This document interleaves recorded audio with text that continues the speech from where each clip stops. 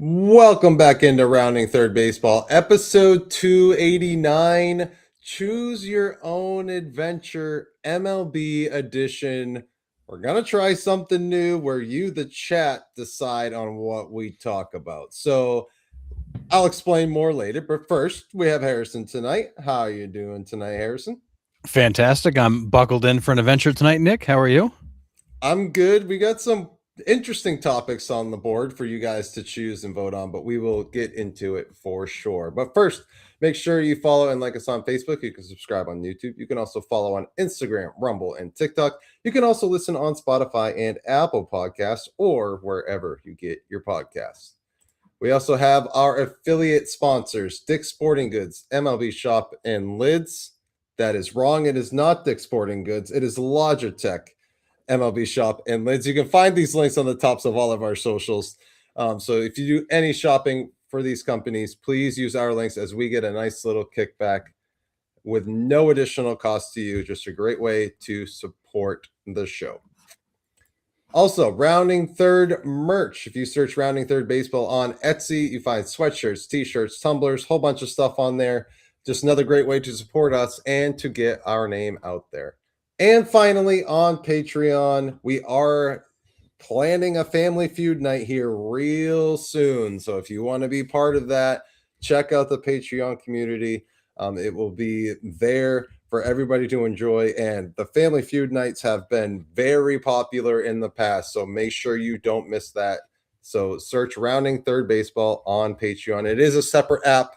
So download the app and join for free, or you can subscribe and help support the page. All right, before we get into the choose your own adventure part of the show here, Harrison, Kazumo Okamoto, 4 years, $60 million to the Blue Jays. What does this mean for Bregman and Bichette? I mean, my immediate response when this went down was that makes me think that Bo is done in Toronto. I don't think the annual value is not major. 15 million bucks a year. Granted, he's not a Bregman or Bichette caliber guy, so it shouldn't have been that. It shouldn't have been as high as those guys might get. But I do think this raises some questions about what Bichette's future is. Is he still going to be in Toronto or not? Is that still an option? And I think for Bregman, it just continues to cement his market. He's going to be in that kind of Pete Alonso contract range, which I think makes sense for what he does. I mean, the 40 million bucks a year the Red Sox gave him last year was way above market. They did that to get him on a short-term deal. But it definitely raises some questions about Bo. Yeah, I mean, I was sitting here on Thursday convinced that, Bo was just shopping and then he was going to go back to the Jays and be like, hey, this is the top, this is the bottom. Like, let's meet somewhere in the middle. Now I'm not, I might be backpedaling here. I'm not sure if that's in the cards for him right now. I mean, still could. It still could. Blue Jays have the money, but they seem to be in on Tucker as well. So if you're the Blue Jays, do you want Bichette back or do you want Kyle Tucker? Yeah, I mean, I think if you've got to pick one guy to make a big commitment to, I think it's probably Tucker, and it's more so because I think Bo's got the higher upside, but he's also got the lengthier track record of of health issues. Not that Kyle Tucker's without them, but his was a fluke, whereas Bo has been some consistent, ongoing things. What seems like year after year. I could you imagine if the Blue Jays got them both? Yeah, crazy. They would be almost the Dodgers of the AL for sure. They just Yeah. load up. Well, and Akamoto he's primarily a corner infielder. He's played some outfield, so he's a guy that has some positional flexibility. Depending on who you get from, Bichette or Tucker in Toronto, it seems like he could adapt. What I find interesting about this contract on a whole separate topic is this is 4 years, 60 million straight up, no opt outs. This is a clean 4-year commitment. We haven't seen many clean contracts this offseason. We saw Alonso's and we saw Akamoto's.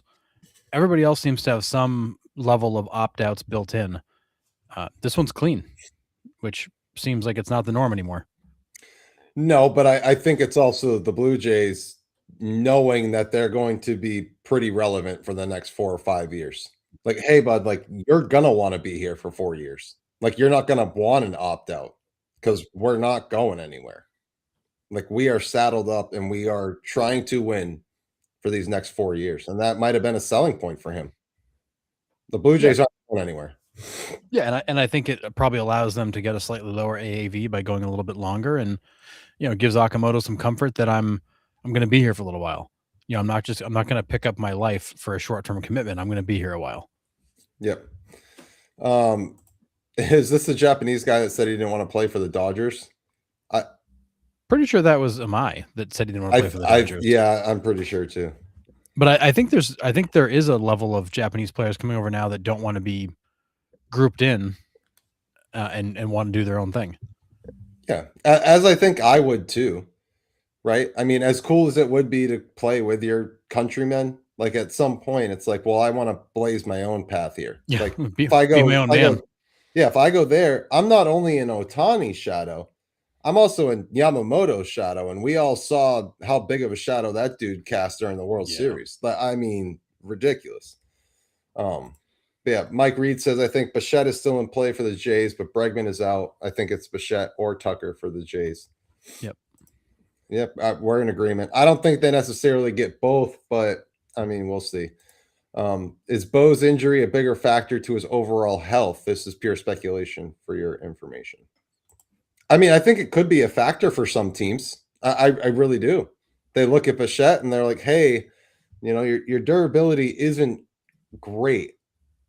So we got to go down on the asking price a little bit if you want to play here.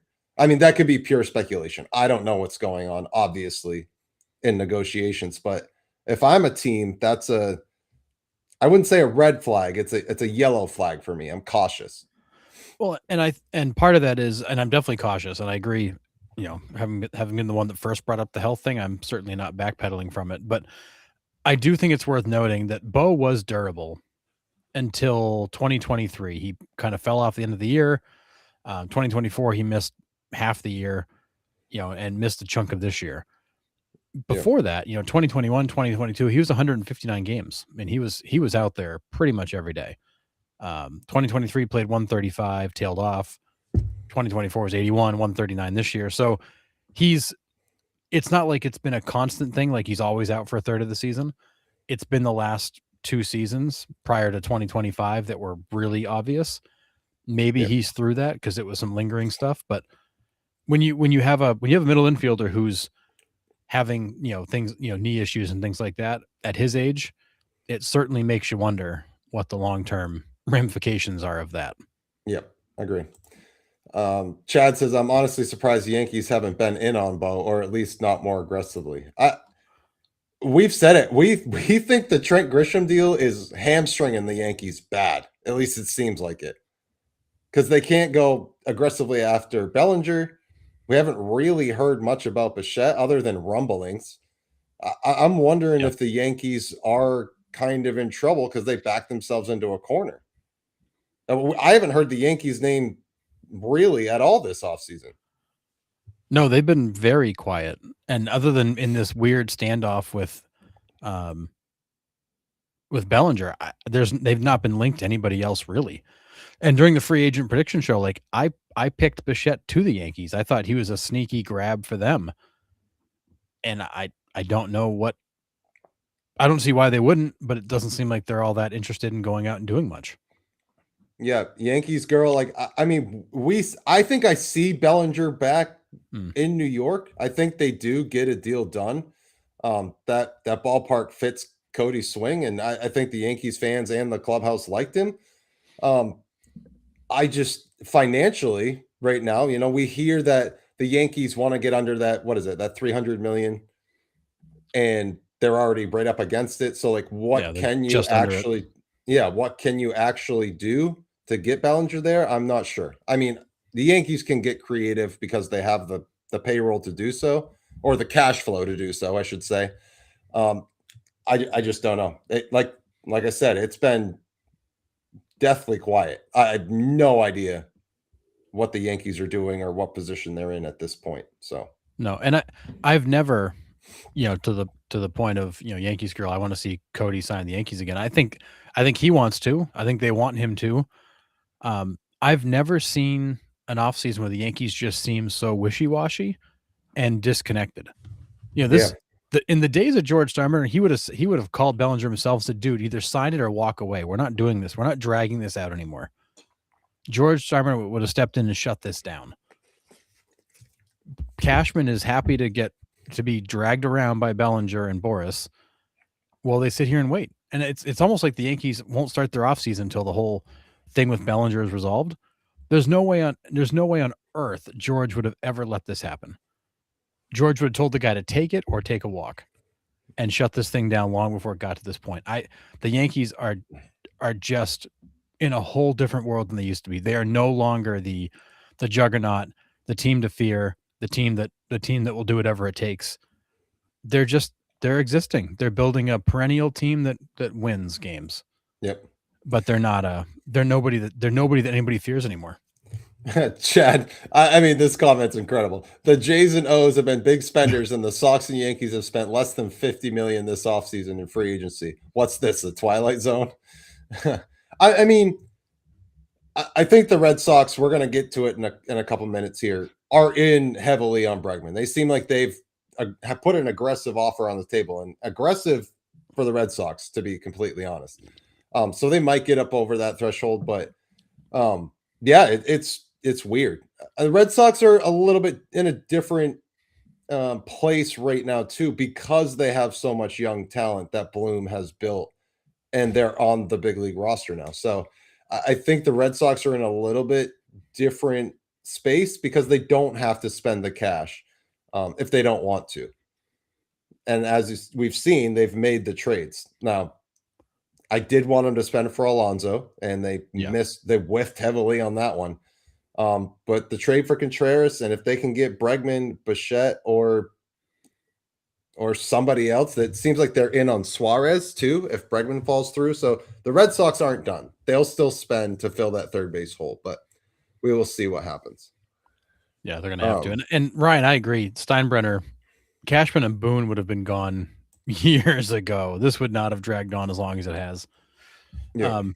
And Nathan, I think we're still the same opinion as you. We still feel like Bo Bichette ends up back in Toronto. This is just getting more complicated for him to get there.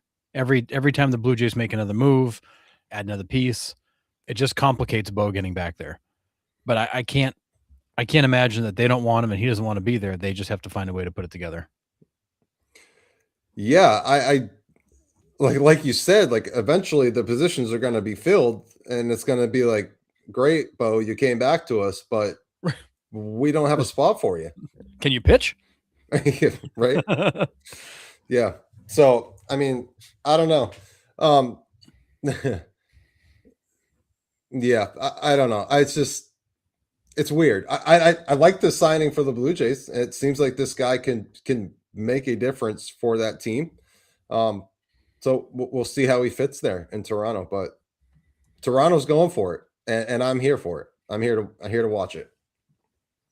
Yeah, and for what it's worth, I mean the Pirates were in on him, the Padres were in on him, the Angels were in on him. The Blue Jays were not really on the radar as of even a few days ago.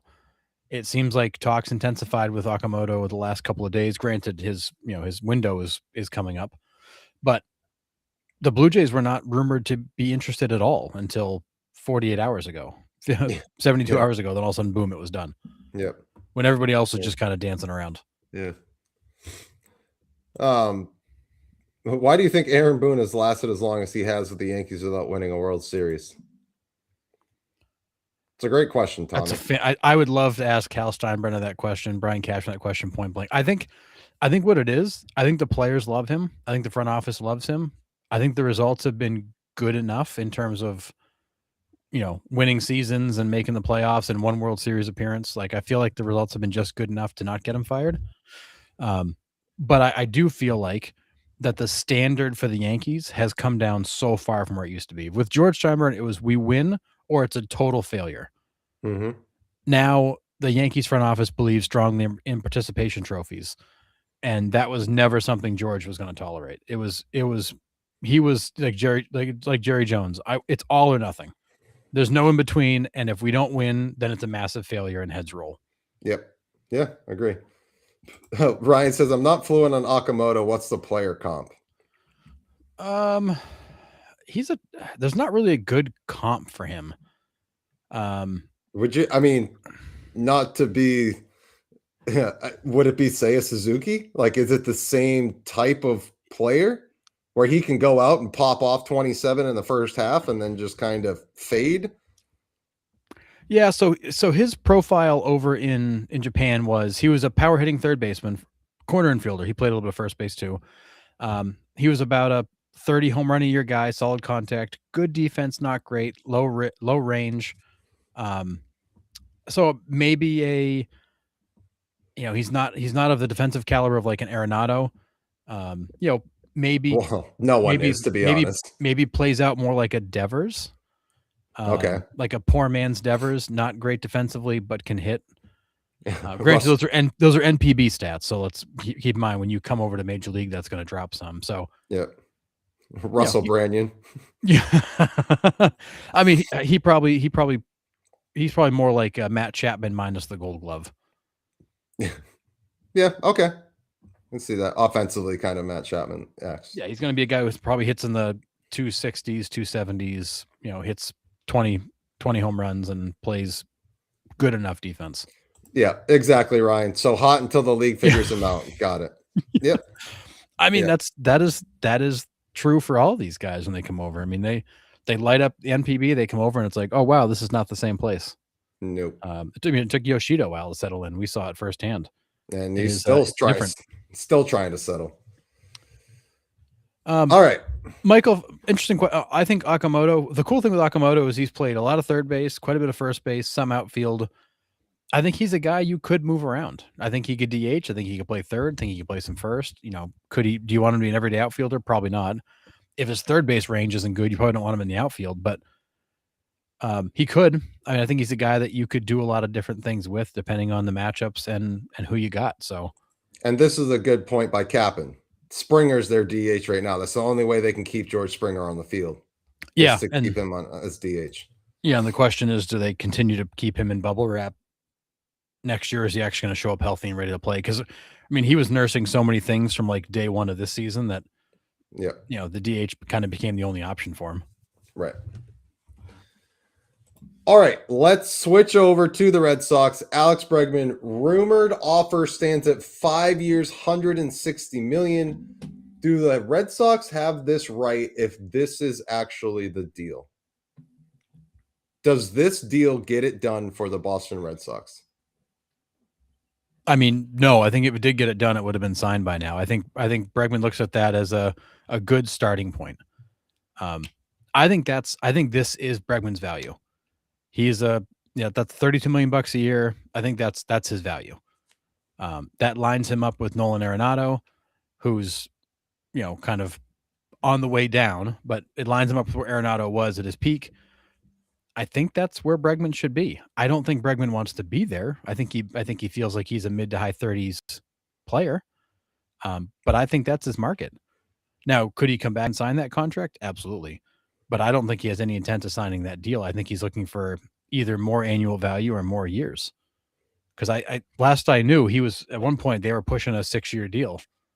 And I don't blame the Red Sox for not giving him a 6-year deal. That's a long commitment.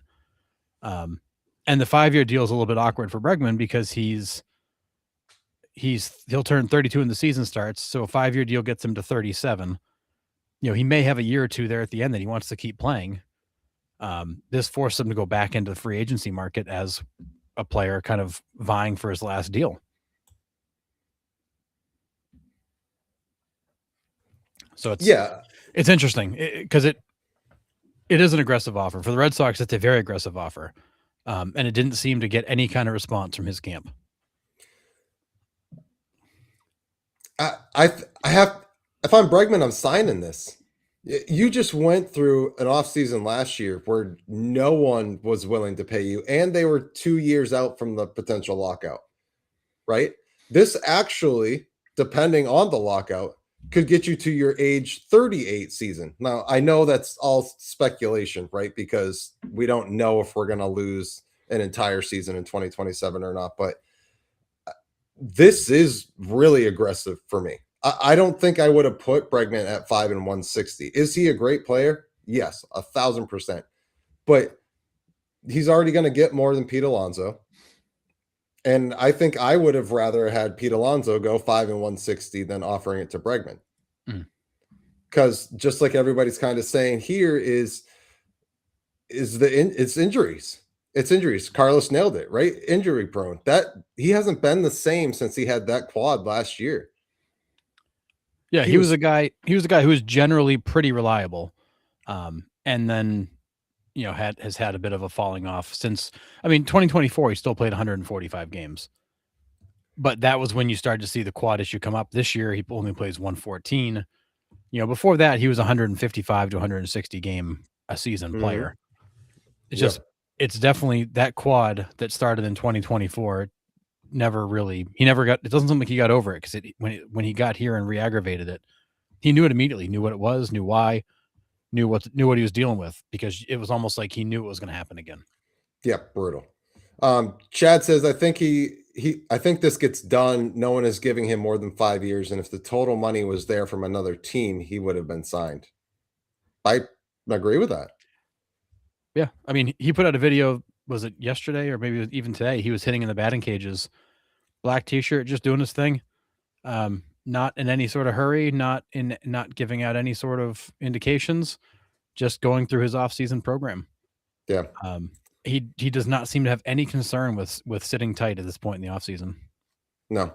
Yeah, leadership shouldn't be your main attribute. Yeah. Like it's a great luxury to have as an attribute, but that you're not paying Alex Bregman 5 years, 160 million to just take on a leadership role.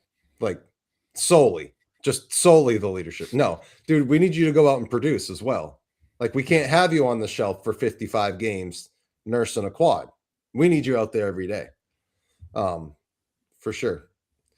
Too much money. His best days were the Astros. We tend to agree with you, Michael. And that's why we said this was an aggressive offer by the Red Sox, because Harrison and I don't value him this high. And as Red Sox fans and seeing what he could do, the first half of the year, he tore it apart.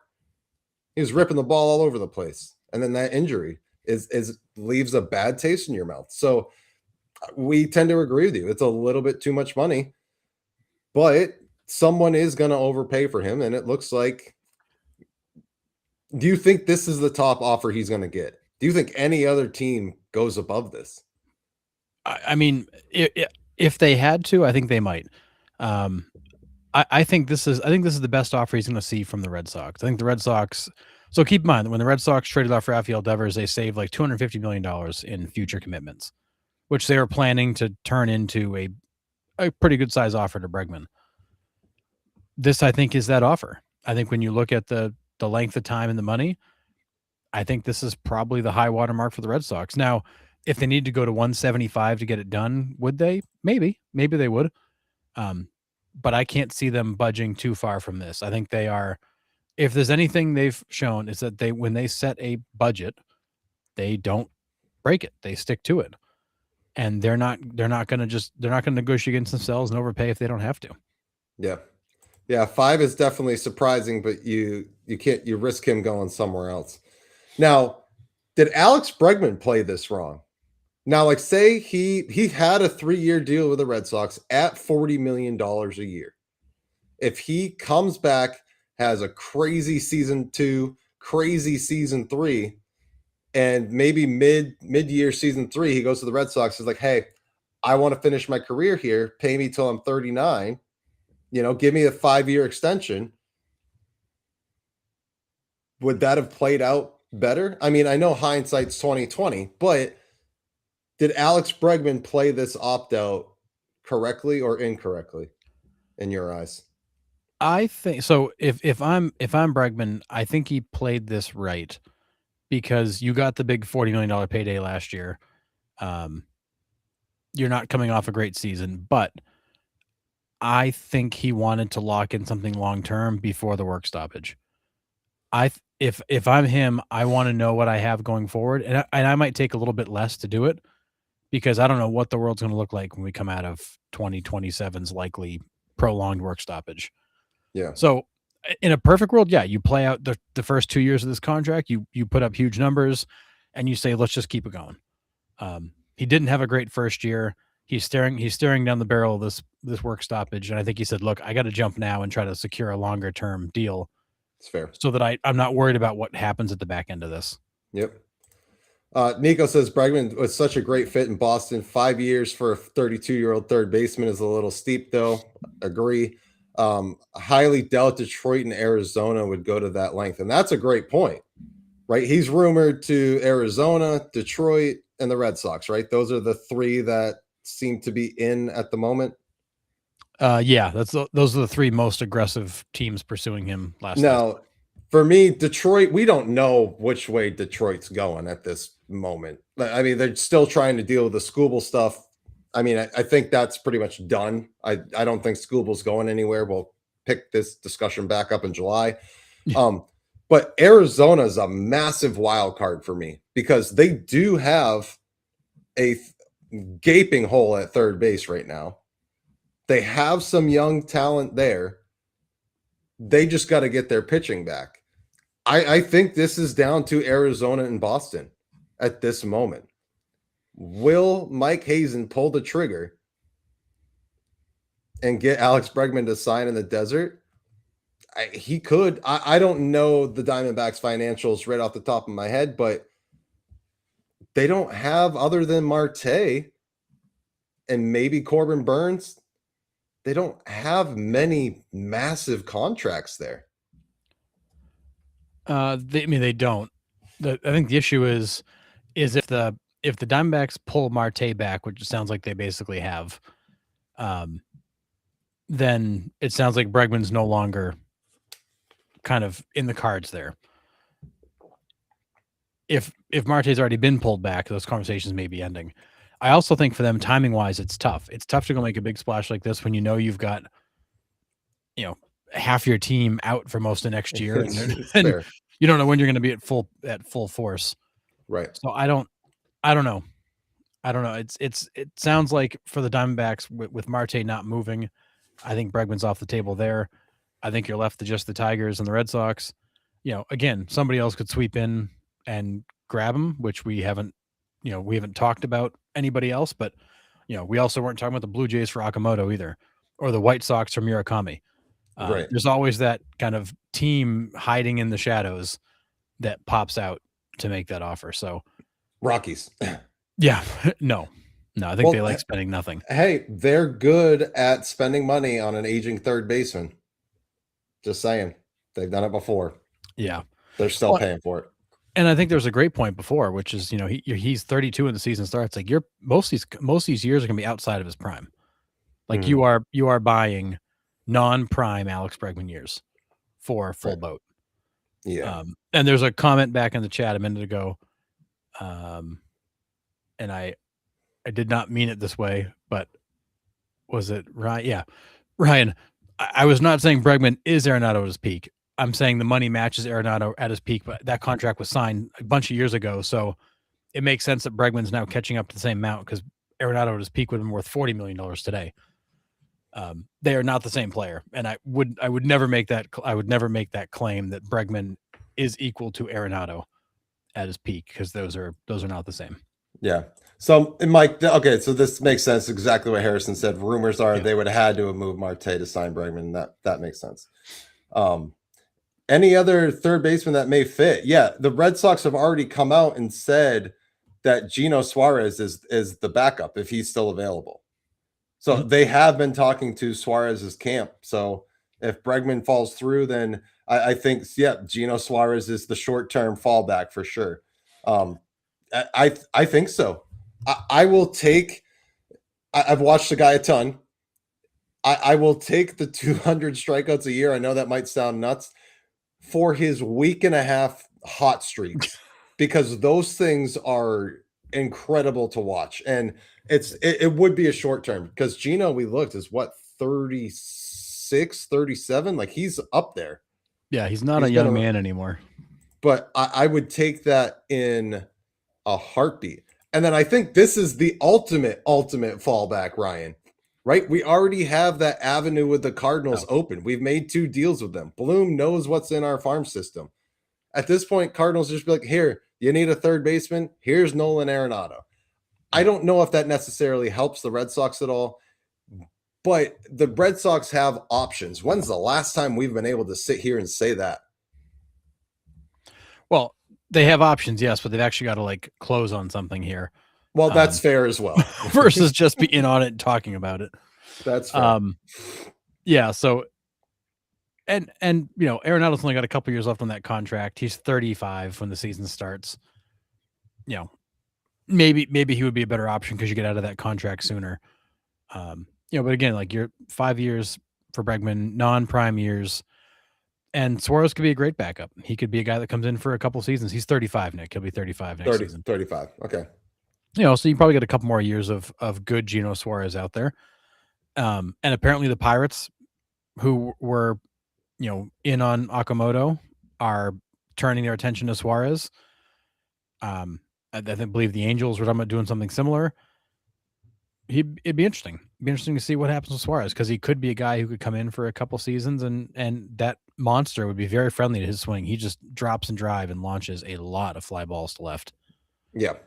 Yeah. Nico, Geno's feast or famine. I'm to the extreme on both sides, right? Yep. He is Kike Hernandez 2021 playoffs, and then he's Cody Bellinger 17 Ks in the 2017 World Series. I mean, it's that. It is both extremes. But I can live with the hot streaks, as frustrating as the cold streaks can be, but with you. Yeah, Arenado would dent the monster and hit 6th and play above average D. Yeah, I mean, he wouldn't be a bad pickup. I mean, I made the joke a couple weeks ago, like we're going to keep trading with the Cardinals. Like send us Arenado and Donovan, like just send them all. Yeah, you could do worse. Yep. If Geno goes to the Pirates, I will watch them. Pirates, oh my God, yeah, yeah, for sure. So, yeah. So I don't know. Yeah, they have options, but they also had options when Alonso was on the market. Breslow knows he can do more than talk with players. I have my own issues with Craig Breslow, but it seems like he is a lot more active this offseason than he's been. And maybe that's a product of the front office or the owners actually giving him a little bit more reins here. But we'll see what happens. Still a lot of time left. Yeah, and I think it's also the fact that the ownership is feeling more and more pressure from the fans to, hey, we finally made the playoffs again. Like, let's keep this up. Yep. Like, let's get back on the train. Yep. All right. Let's move on to the choose your own adventure part of the program. So since there hasn't been a lot of news this week, we're just still kind of sitting here waiting. I've put together 7 slides, and in each slide there is 5 topics. So all you guys will do in the chat is vote on which topic you want to talk about and throw around for a few minutes. So, for instance, here are our first 5. So you just put which number you want to talk about in the chat. The one with the most votes wins. So number 1, is Shohei Ohtani already a top 5 player of all time? Number 2, does Barry Bonds belong in the Hall of Fame? Number 3, should PED era players be judged differently today? Number 4, is Mike Trout's career being wasted? Number 5, was Babe Ruth only great because of the era he played in? So you guys vote in the chat. Harrison, you get a vote as well. You can put it in the private chat. Yeah, just no more Ohtani talk. Let's see what chat comes up with. We're going to vote for 3 out there. Yep. I know there's a lot of good topics here, Tommy. So I am going to keep these because I think this is a good idea for if it is kind of, isn't 2 and 3 kind of linked? I mean, sorta, right? I think we would have spent a little bit, it would have been more specific on number 2, but So you flat cheese, there's no question. You just get to vote on which topic we talk about here. Yeah. Which topic are we going to go through? We got 3 votes for number 3. So 3 is clearly All in right, the lead right now. let's go number 3. All right. Should PED players be judged differently today? What are your initial thoughts, Harrison? I love the juice. I I'll didn't get to see these beforehand, guys. I'll show you the other. I'll show you the other side. So the Ohtani. This is the Barry Bonds belong in the Hall. Mike Trout career being washed, and then is Babe Ruth. I put hot dogs and beer in the background. So those are just the Makes slides there. sense. But yeah. All right. Oh man. All right.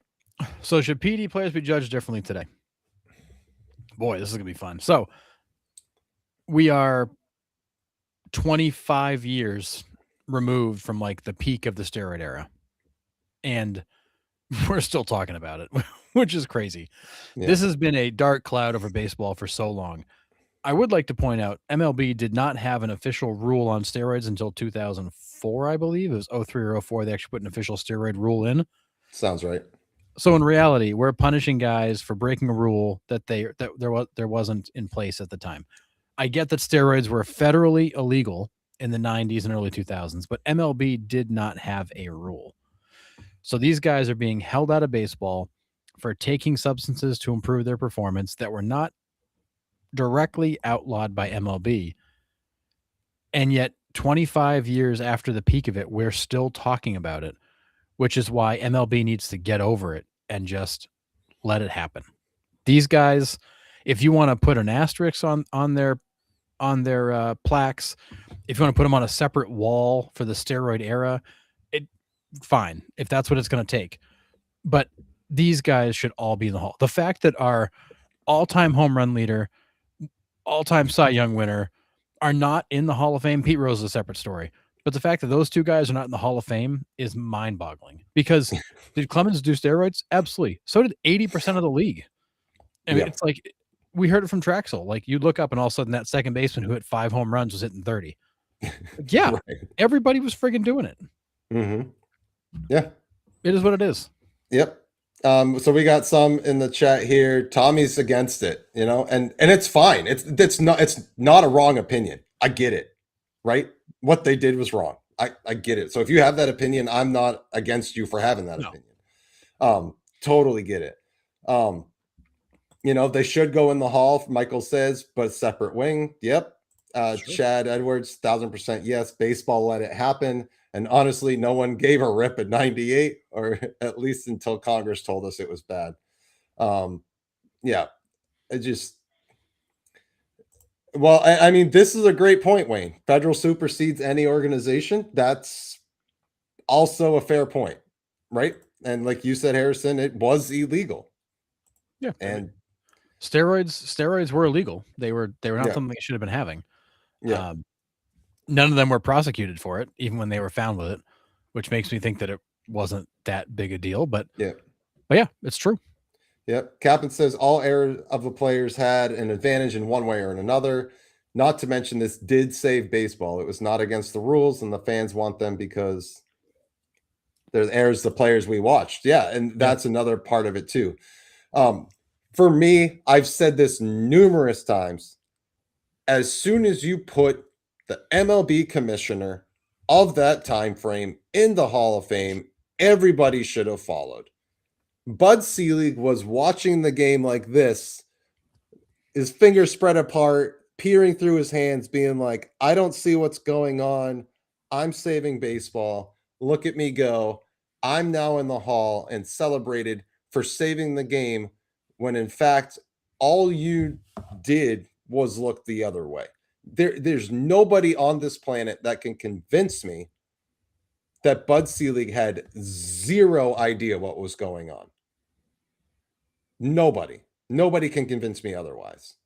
No, he wasn't walking around giving people pats on the back. He was giving them needles in the back, and applauding the results, because this is one of those situations where I feel like the end justifies the means. Baseball was saved from near extinction by allowing them to, I mean, you can't even say they cheated because it wasn't a rule, but by taking advantage of an obvious loophole, that Right. MLB didn't even choose. MLB knew about steroids back in '98. I mean, there's no way they couldn't have known. It took until 2004 to deal with it because Right. they didn't actually want to stop it. They didn't want to fix the problem. They wanted to let it keep going until they got back to where they needed to get to. This was entirely by design to make baseball relevant again after a really terrible, backlash from the strike. Yeah. And honestly, as a baseball fan, I'm glad they did it. Thank you. Right. Because I don't know what kind of shape baseball would have been in if they hadn't have found something to spark interest because it was dying. 1,000%. Flat cheese. I've been thinking about trying to start a series about taking these steroid guys and just knocking down their stats by 20%, right? We'll just say steroids gave them a 20% boost, right? Barry Bonds, still a Hall of Famer. Roger Clemens, still a Hall of Famer, right? Even with a 20% help, you could probably even do a 30% penalty, and these guys are still putting up ridiculous numbers, right? These guys, yes, would have been Hall of Famers without steroids. I get it. But I also get the other side of it, right? I really do. The people that say they broke the law, they broke the rules, they knew steroids was wrong. I get that argument, and I'm with you to an extent, right? The integrity of the game has always been in question from era to era. There's always been something, right? Betting and greenies and cocaine and steroids and sign stealing, electronic sign stealing. I mean, every era has something. This was a part of baseball history. I get it, but it's just it's time to kind of just put it in the past. We said that it's time to close the door. It's been 30 years, right? It's time to just close the chapter. It happened. Whether we like that history or not, there's a lot of stuff in American history we're not proud of, right? But it's still history. It's still part of the game. It's still shaped what MLB is today. Right or wrong, it's part of baseball's history and deserves to be in.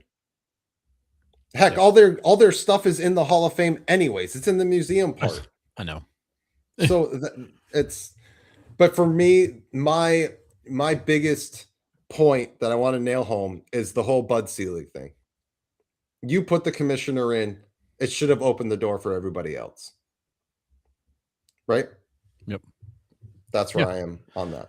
Well, and Ryan, I agree. 70 bombs is 70 bombs. Like now, does steroids make you hit a baseball better? No. Does it make you make better contact? No. Does it make your bat any faster? Maybe. But you still have to square that ball up and hit it a long way. What steroids does is it makes you stronger, but it also makes you fresher. Right. And the biggest thing about that is that, watch any of these behind the scenes on baseball, like watch guys in August, September, like they're dragging. It is a long friggin' season. It is absolutely a grind. And the one thing steroids and HGH do is they keep you fresh. And your body doesn't break down like it does. So, it's not like drinking an extra cup of coffee during the day, but it does. It keeps your body fresher. And that's the biggest thing. But you still got to hit that 94-mile-per-hour fastball square and get it out over the wall. Like that doesn't change. That still has to happen. And you ask anybody how hard it is to hit a baseball, they'll tell you.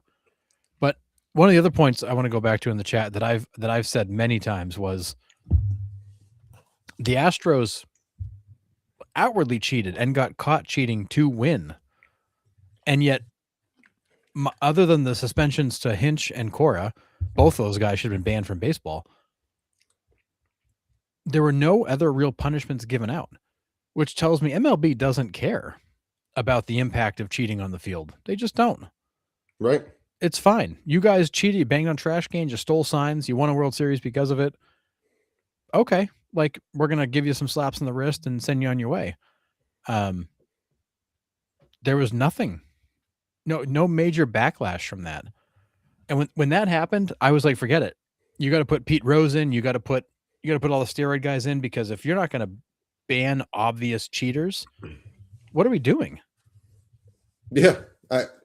and that's where I'm at. Is I think it's the lack of consistency, but I think the Hall aside, right? Because we're kind of talking about the players themselves here in this particular question, right? The Hall of Fame's got its own issues.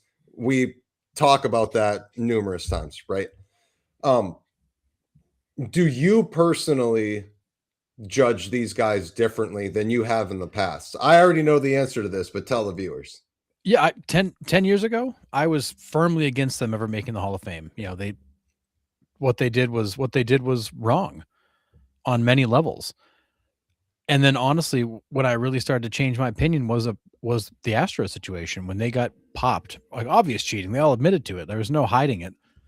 And MLB kind of came out with these lukewarm punishments. And I'm like, wait a second. That's not right. And you start to dig into what actually happened. You're like, how is there not more to this? And that's when I kind of said, look, if MLB doesn't care about players on the field actually changing the outcome of games, then why am I worried about a bunch of guys who took steroids that weren't technically against the rules and saved baseball doing it? So I got off that bandwagon of banning the steroid guys back about that same time and said, you know what? Forget it. Let them in. Like this, this is where we're at. Yep. Chad says I could take all the steroids on the planet and I'd be lucky to hit one home run. I think people have a misconception of what steroids did for players, right? And Harrison already said it. It wasn't necessarily like, yes, maybe that warning track fly ball landed 3 rows back, right? But it wasn't necessarily that. It was the recovery time between workouts. These guys could work out twice as much because their recovery time was that much faster. That's what steroids did. It was, I can tear all this muscle in my workout. I take steroids, boom, it's already back. Now I can go lift again. That's what it did. It built endurance. It built strength. You still have, like you said, still have to square it up. But yeah, Chad, I love the point. I mean, yeah, get me all jacked up in steroids and good luck. I'm not going to go set any records. Like, you still have to hit the damn ball. That's the hardest part of this whole game. You still have to do that. Yeah. And Tommy, I totally get where you're coming from. Like I said, your opinion's not wrong. Like, it makes me sad. It makes me think differently of the integrity of the game that I grew up loving, right? Growing up and watching this and being naive to the fact of what these guys were doing, it's like finding out Santa isn't real. Like, I mean, I get it. Like, I really do get it. And it's not an easy subject to talk about because it is so polarizing. But again, this was 30 years ago. It's time to move on from it. Yes, we keep bringing it up because it's easy to talk about, but we're still looking at guys that, not getting into the Hall of Fame. Bonds and Clemens have now, the Eras Committee didn't even give them enough votes to keep them on the ballot. Yeah. And it's like, come on, guys. Like, are you really going to deny these two, especially, of their rightful place in Cooperstown? And, then you got A-Rod who's like, well, I wouldn't even want to go. And it's like, dude, you want to go. Stop. You want to go.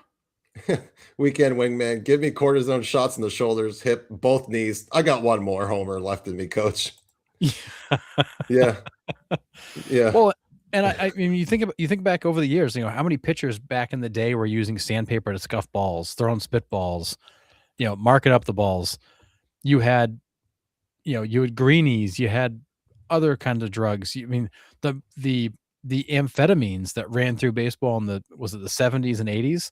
Yeah. Like, those guys were just getting all whacked out and energized. It's just so much of it. And Curtis, like, I totally agree. There's all this like false morality, this virtue signaling nonsense in MLB and other sports too. Cause like they'll make a big deal out of something, but like let something else, that feels even bigger, slide. And Mike, I'm with you. Like, you're punishing the elite of that era when you don't know how many guys they were playing against and with were doing it too. It's one of those things where, like, this is your job that provides your livelihood. And if everybody around you is cheating to get an edge, like, aren't you going to consider it too? Because, like, you don't want to be the guy that loses their job because everybody else is cheating. Like at some point, it gets to a level where, everybody has to do it because you got to try to keep the playing field level. There's two guys in there right now from that era, possibly three, that the eyeball test does not pass for me. That's Jeff Bagwell, and I hate I'm going to say this because he's one of my favorite players ever. It's Ivan Rodriguez. Yep. They don't pass the eyeball test for me.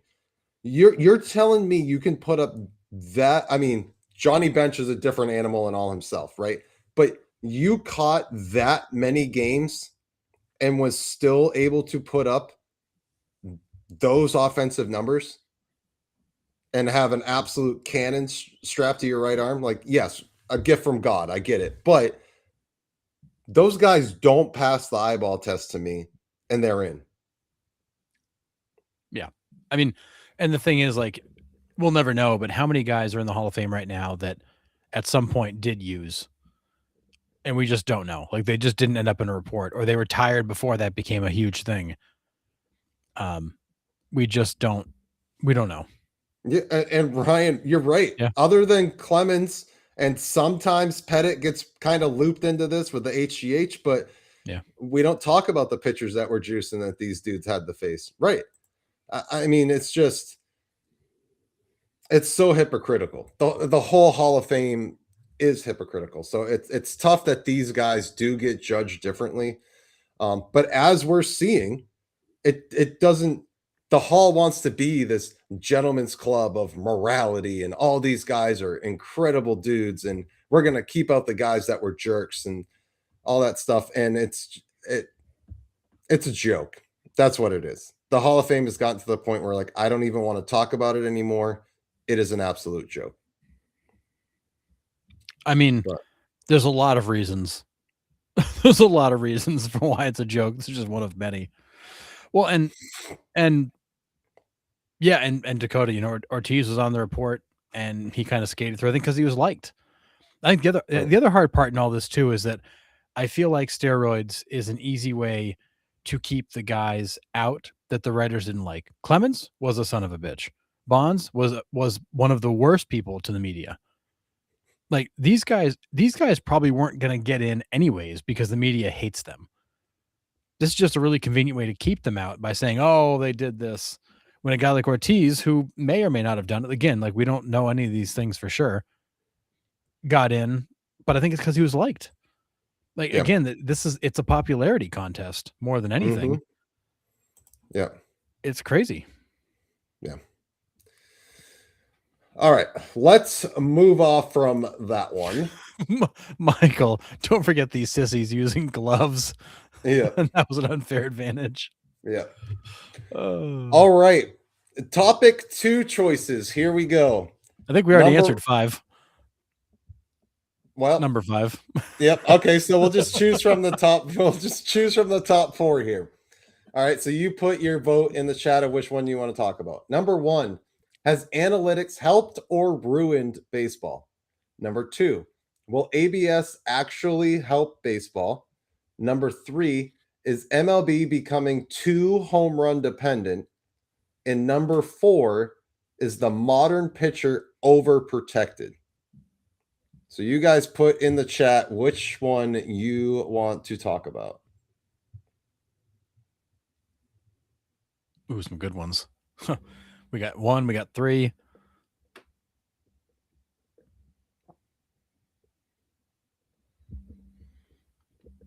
Let's see some votes. 1 through 4. What are we doing? Number we got 2 for 1. Oh, we got 3 for 3 now. All right. We're okay. 3 1s, 3 3s. All right. We are deadlocked. All right. We need a tiebreaker. Flat she's in the middle of nowhere with a 4. All right. 3. Get me started on launch angle. Okay, well, because that's also a question later on as well too. So, all right, we will go with number 3 then. These are number 3. Is the MLB becoming too home run dependent? Initial thoughts, Harrison. Yes, and I think that's almost by necessity.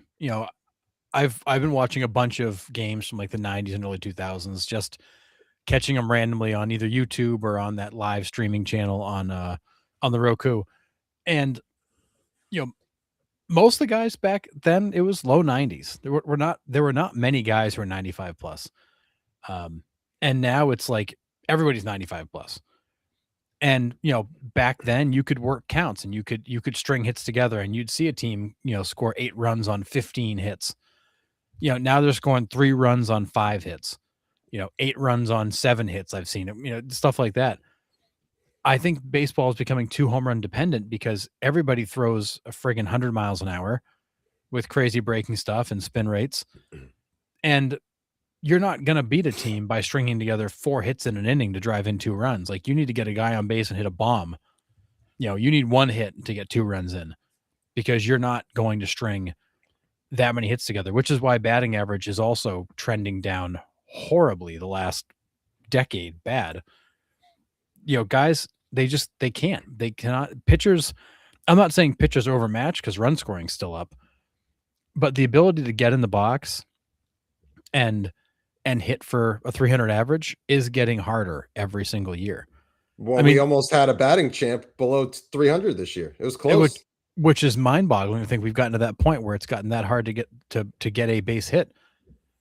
But you go back and look at the All-Stars break stats of some of these guys from like the 90s and early 2000s. It's crazy. They go to the All-Star break hitting 360 with 30 and 80, and you're like, 25 and 80, or it's like, oh my God, those are All-Star break numbers. Well, we're also talking about late 90s, early 2000s. Totally understand, but still, like, but you put the steroid guys in baseball today, they're still not hitting 363 with 30 and 80 at the All-Star break. No, they're hitting 270, with 20 and 65. Mm-hmm. And that's they're gonna be a fan vote popular vote. So yeah. I think hitting has changed, and home runs almost have to be the solution. The Holy Ghost. This is an incredible comparison. MLB home run dependent, like NBA is threes dependent, 1,000%. Right? Yep. It's pretty much the same thing, right?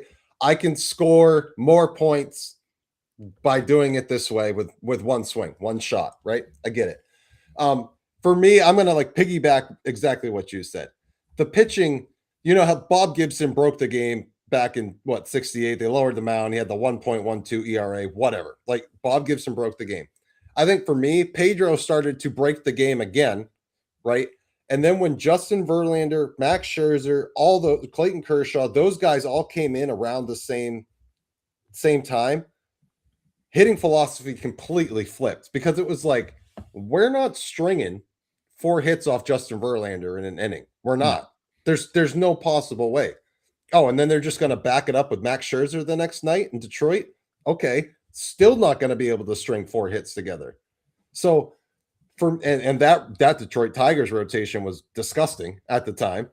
But so no one was stringing hits together, and then the pitchers and the uptick in velocity just kept coming and coming and coming. And you're right, it is easier to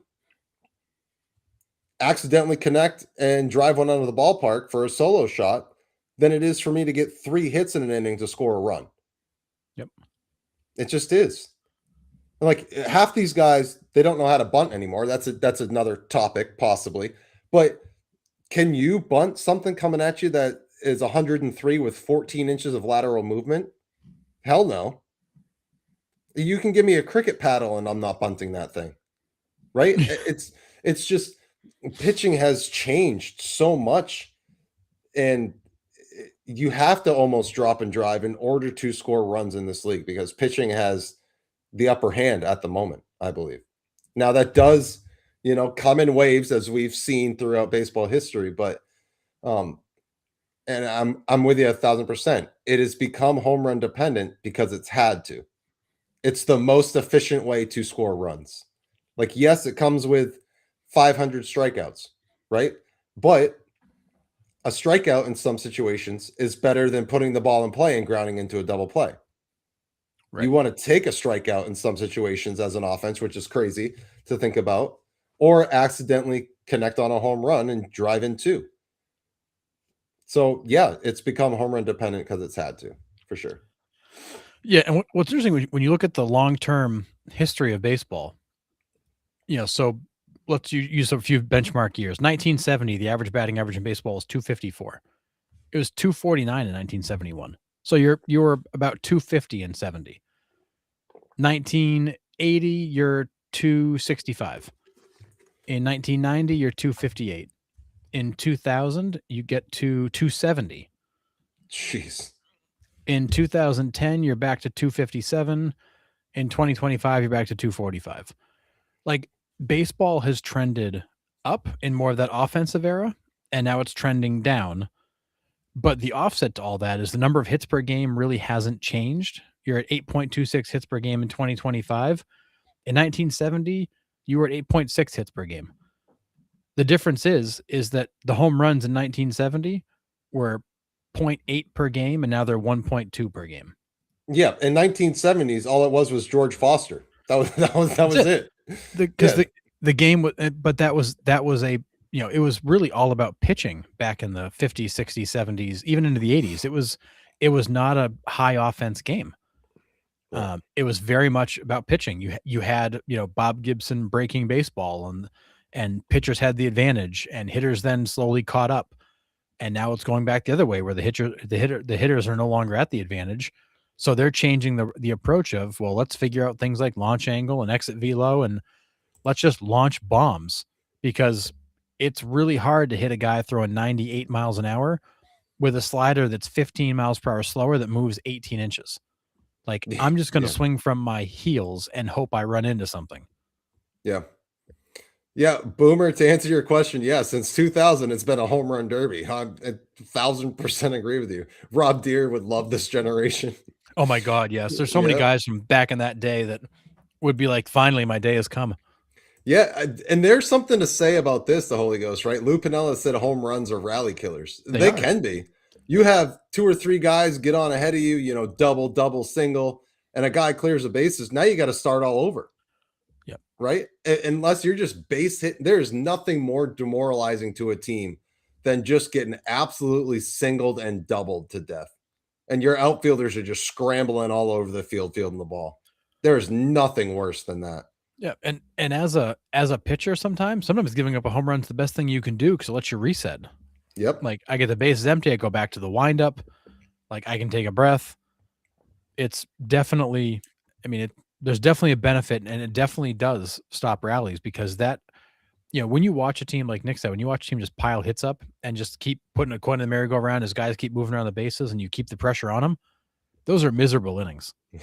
They're so and bad. Just soul-crushing innings. Yep. Brian, this is also linked. 1,000% I'm with you. I venture to say that the philosophy of just throw gas until you've had 3 surgeries hasn't helped the game. And it is all linked, right? I mean, Tyler Glasnow has come out and said, he's like, I don't care if I need a Tommy John. My job is to go out there and throw as hard as I can for as long as I can. And if it results in a surgery, it results in a surgery. I mean, I'm paraphrasing. I don't know if that was the exact quote, but it was pretty close. He doesn't care about injury. I'm paid to throw as hard as I can. That's it. And that's the philosophy with everybody here now. So, yeah. And a great question, Tommy, is modern day pitching hurting baseball? Yeah, that's kind of what I was getting into, was the, everybody throws 100 with nasty breaking stuff, and, throw until your arm falls off. I think it does hurt baseball. I think the max effort pitching does make hitting harder when these guys are facing more velocity constantly. Go out there and if you can just see the ball at 97, 98 go by you. I mean, if you've never stood in the batter's box and seen somebody throw a pitch 98 miles per hour past you, it's something else. It's a blur, and it's got a sizzle on it as it comes by. It's just pop into the glove. You just hear this as it comes by, and it's hard to pick up. You drop that down into, 91, 92, you can pick it up. But that difference in velocity makes a huge difference. But it's ruining baseball on that front of now, guys. It is becoming harder to hit, but also guys are getting hurt so much more often that you're also beginning to water the product down a little bit, because the headliners that are supposed to make 33 starts a year are making 15, 18, 20, and you're not getting to see. It's one of the reasons I hate the NFL so much, is that every single week, look at the injury list. Like, every team's missing key players. Yeah. It's starting to feel like MLB is the same way. Every time you see the IL, like there's big names on it, and there's guys that keep showing up on it, and it's frustrating when you don't have the best guys in the field more often than not. Yeah. Yeah, Dave Kingman, also another guy that would thrive in this kind of climate for sure.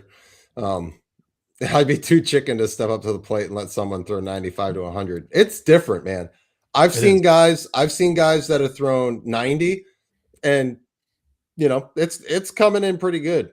You get a guy that's throwing 96, 97. I've seen it a couple times. It is different because once you're on it, they just drop that 79-mile-an-hour curveball on you, and now you just that was one of my worst at bats in my career. I just got a flashback. Sorry about that, but yeah, it's silly. It is crazy that these guys can actually hit this stuff. Yeah, and the other part of it too is that's also a fact here is when you're throwing that much harder, and the pitcher's supplying that much more power, the return off the bat. The reason exit velocity is so high, it's not because these guys are swinging that much harder. It's because they're getting that much more help. Like that ball, when that ball comes in at 97 miles an hour and gets turned around, the pitcher's already provided 90% of your exit velo on the way in. Yeah. You just have to turn it around. Yeah. And we've faced a guy back in AAU ball that Rich Gale's son. He was a pitching coach of the Red Sox. They lived in Durham, New Hampshire. His son Andy went to Florida on a scholarship. Was throwing 96 at 16 years old. It's crazy. Yeah, we torched him because once you could hit him with metal bats, we were putting balls in the parking lot. Like you just had to touch it, and he provided all the power. Yeah, especially those old copperheads, man. Oh my God, just squared. We scored 11 runs against the kid because you just had to put the bat on the ball, and he provided all the power. Yeah, you didn't even need to square it up with those copperheads. That's what was the best part about it. You hit it off the handle, and it might go 400. Yeah, but Michael, 1,000%. I'm surprised we haven't seen more teams go to a 6 or 7-man rotation. To be completely honest, right?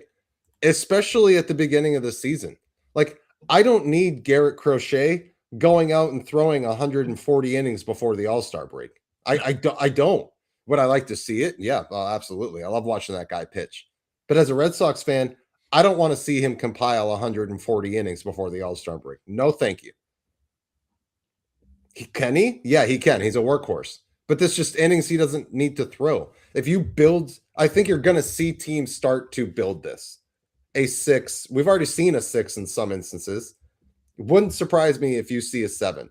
And we might already start to see it because they have that one flex guy that goes bullpen spot start, right? If a guy needs an extra day's rest. But it wouldn't surprise me if very soon we see teams go to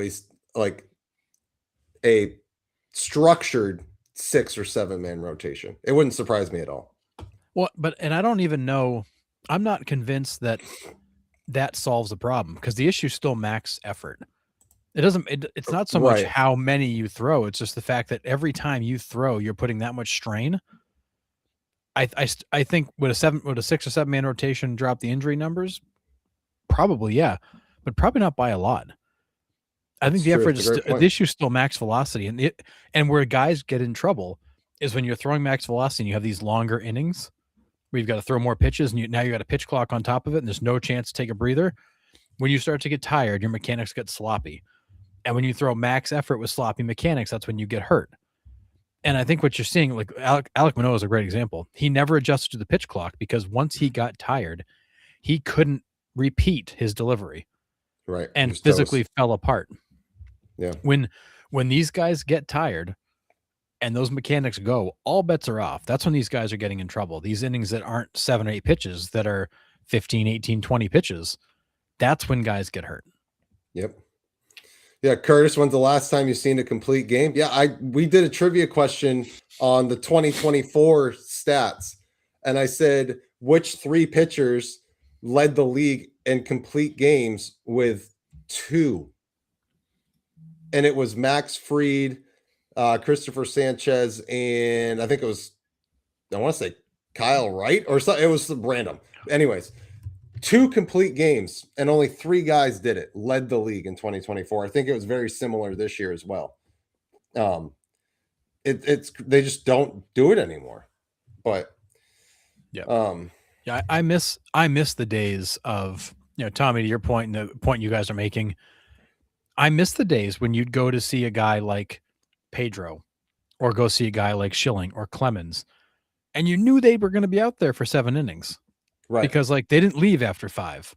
Mm-hmm. They oftentimes didn't leave after 6. Like they'd be out there at least for some, if not all, the 7th.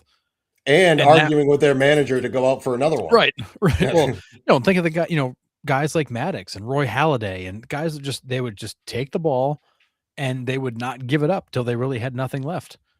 Yeah. And those days are gone. I give you everything I got. Blake Snell won a Cy Young, averaging 5 1/3 innings. Crazy. Throwing 100 pitches in that because he just wants strikeouts. Like the other part of it too is this focus on strikeouts.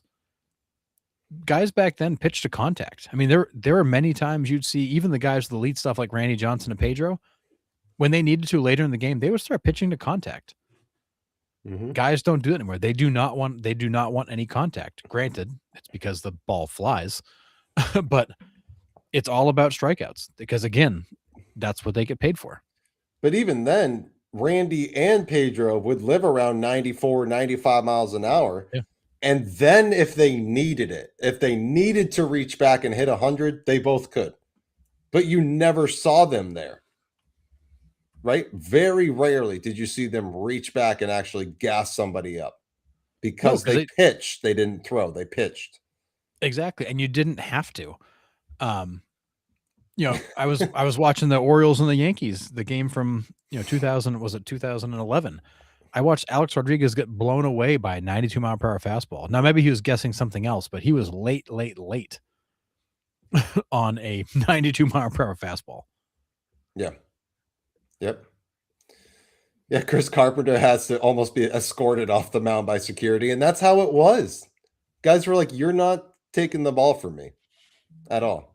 But it's because he's a New Hampshire boy. Those New Hampshire boys, they're just built different. Yeah.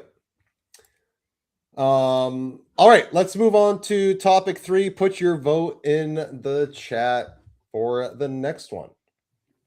Should MLB expand to 32 teams? Should the playoffs be shortened or expanded more? Number 3, should every series end with a split or should they have a tiebreaker? Number 4, should divisions be eliminated entirely? Or number 5, should relocation be allowed more easily?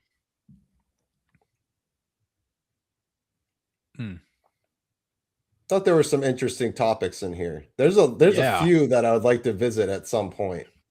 Yeah, there's some good ones here. So we got number 1. Should MLB expand? When you say series, you mean like regular season series? Regular season series. So if you have a 4-game set and it ends in a 2-2 split, should there be a tiebreaker? Gotcha. All right, but we got a couple number 1s here.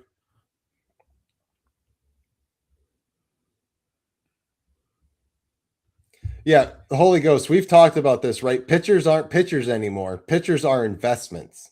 All these guys are investments, right? So you have to protect the money that you're putting into these guys. Like, totally get it. It's money has changed everything for sure.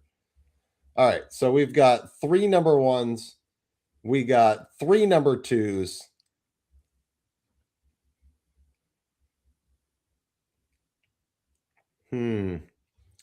Number 5, relocation should be allowed more easily. That'd be an interesting one too. All right, we need a tiebreaker vote. Tommy, you can be the tiebreaker vote, either 1 or 2.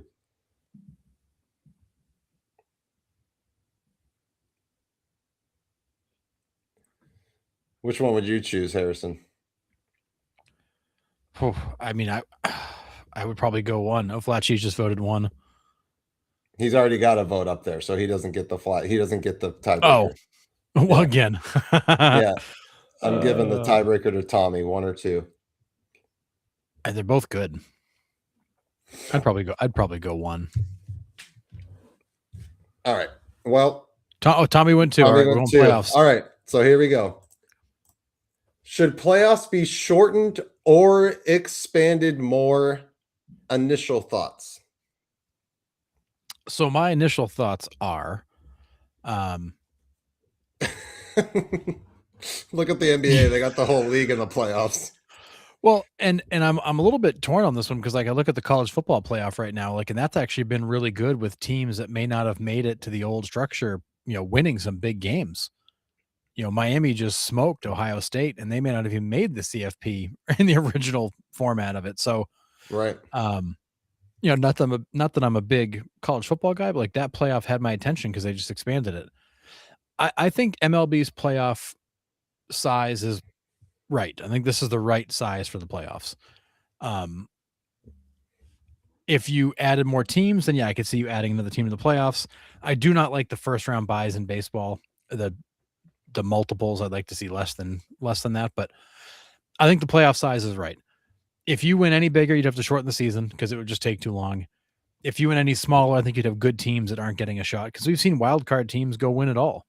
Mm-hmm. So I would say, based on where MLB stands right now, I think the playoff size is appropriate. It keeps enough teams in to keep it interesting. I agree. I'm going to kind of cheat here because it's my show and I can do what I want. I'm going to bring 1 and 2 into it, right? When MLB gets to 32 teams here, hopefully in the next 4 or 5 years, you have to expand it for one more team, right? Then I kind of want it almost set up like the NHL playoffs, right? I think the NHL playoffs is sweet. It's the top 8 in each conference. 1 goes against 8, 2 against 7, 3 against 6, 4, and 5, and then they reseed after each round. Yep. So the number 1 team always has the lower seed throughout the playoffs, which is how it should be. I think the number 1 team should have the easiest road to the World Series or the championship, Stanley Cup, NBA Finals, whatever, right? That's how I would expand it. I would put 8 in each one and just have them duke it out. So 16 teams, yes, half the league makes the playoffs, and it might get watered down. You might have some series like the Reds and Dodgers in 2025. That one was pretty bad. Yeah. But I mean, Marlins have 2 World Series titles and 0 division titles. Yeah. Yeah. I mean, there is something to say about, how baseball used to be. You won the pennant, you went to the World Series. That was it. Right? You didn't have 4 rounds to get through to get to the World Series. It was you had the best record in the NL, you go to the World Series. Yeah, and the other part of it too, like as you continue to expand the playoffs, like you just begin to kind of water down playoff stats. So like I look at, Bernie Williams is one of the all-time hit leaders in the playoffs. Awesome, because he played in so many playoff series. Yeah. Now I get it, you got to get there. But like if you're playing through 3 rounds of playoffs versus back when they only played through 1, playoff stats weren't a big thing. Now guys are piling up full seasons of playoff stats that still don't count for much. But I just you want the playoffs to be interesting. You want teams to be in it. You want it to be interesting down the stretch. You want the playoffs to be exciting and give some chance of some upsets, but you don't want to have it drag on forever. And the playoffs can drag on forever if you get too much bigger. And Mike Reed, 04 ring doesn't happen without the wild card. Red Sox didn't win the division. The Yankees did. Yep. One thing I respect about the NBA and NHL is the format being 2-2-1-1-1. I think that is true home field advantage. MLB's 2-3-2 is not fair home field advantage. I agree with you. I do, because that away team steals 1 on the road, they've completely flipped home field advantage completely. Excuse me. The thing with that is, if you have the Red Sox playing the A's, it's almost impossible to do 2-2-1-1-1, right? You don't want that to happen. Yeah, the travel's too much. And the other part of it too is that the NBA and NHL can do the 2-2-1-1-1 because they have so many more days off built in than baseball. Baseball is meant to be played pretty much every day. You can finish a 7-game series in baseball in 9 days. The NHL and NBA, it takes them almost 2 weeks to get through one of those 2-2-1-1-1 series because they have to cut so many days for travel, which they're going to give them days off anyways. I Right. just think it takes too long. Yeah. So yeah, I'd be okay with, one more team, because is it 7 now? 6? 6. 3 division 6. winners, 3 wild cards, right? Yeah, 6. 6. So Yep. open it up to 2 more, and see what happens. Only when the other 2 teams get in. Like you, I'm kind of fine where it is now. I do want to see them get rid of the bye somehow. I mean, you're not gonna with 6 in each side, but No. I mean, it is what it is. I mean, you could go to 7 with 1 bye, but then I feel like it kind of messes up that one team that's got to sit there and wait. Like Right. baseball was not meant to have long breaks. Right. And we've seen these teams continually struggle with the bye. They come out of that bye and they don't play great. Nope. And I think there's a correlation to the time off and not coming out at full strength. Yeah. 1000%. All right. Topic 4. So you guys can vote on one of these. 1, should pitchers win MVP awards? Number 2, is defense underrated compared to hitting? Number 3, should postseason stats count in award votings? Number 4, should relievers ever win Cy Young?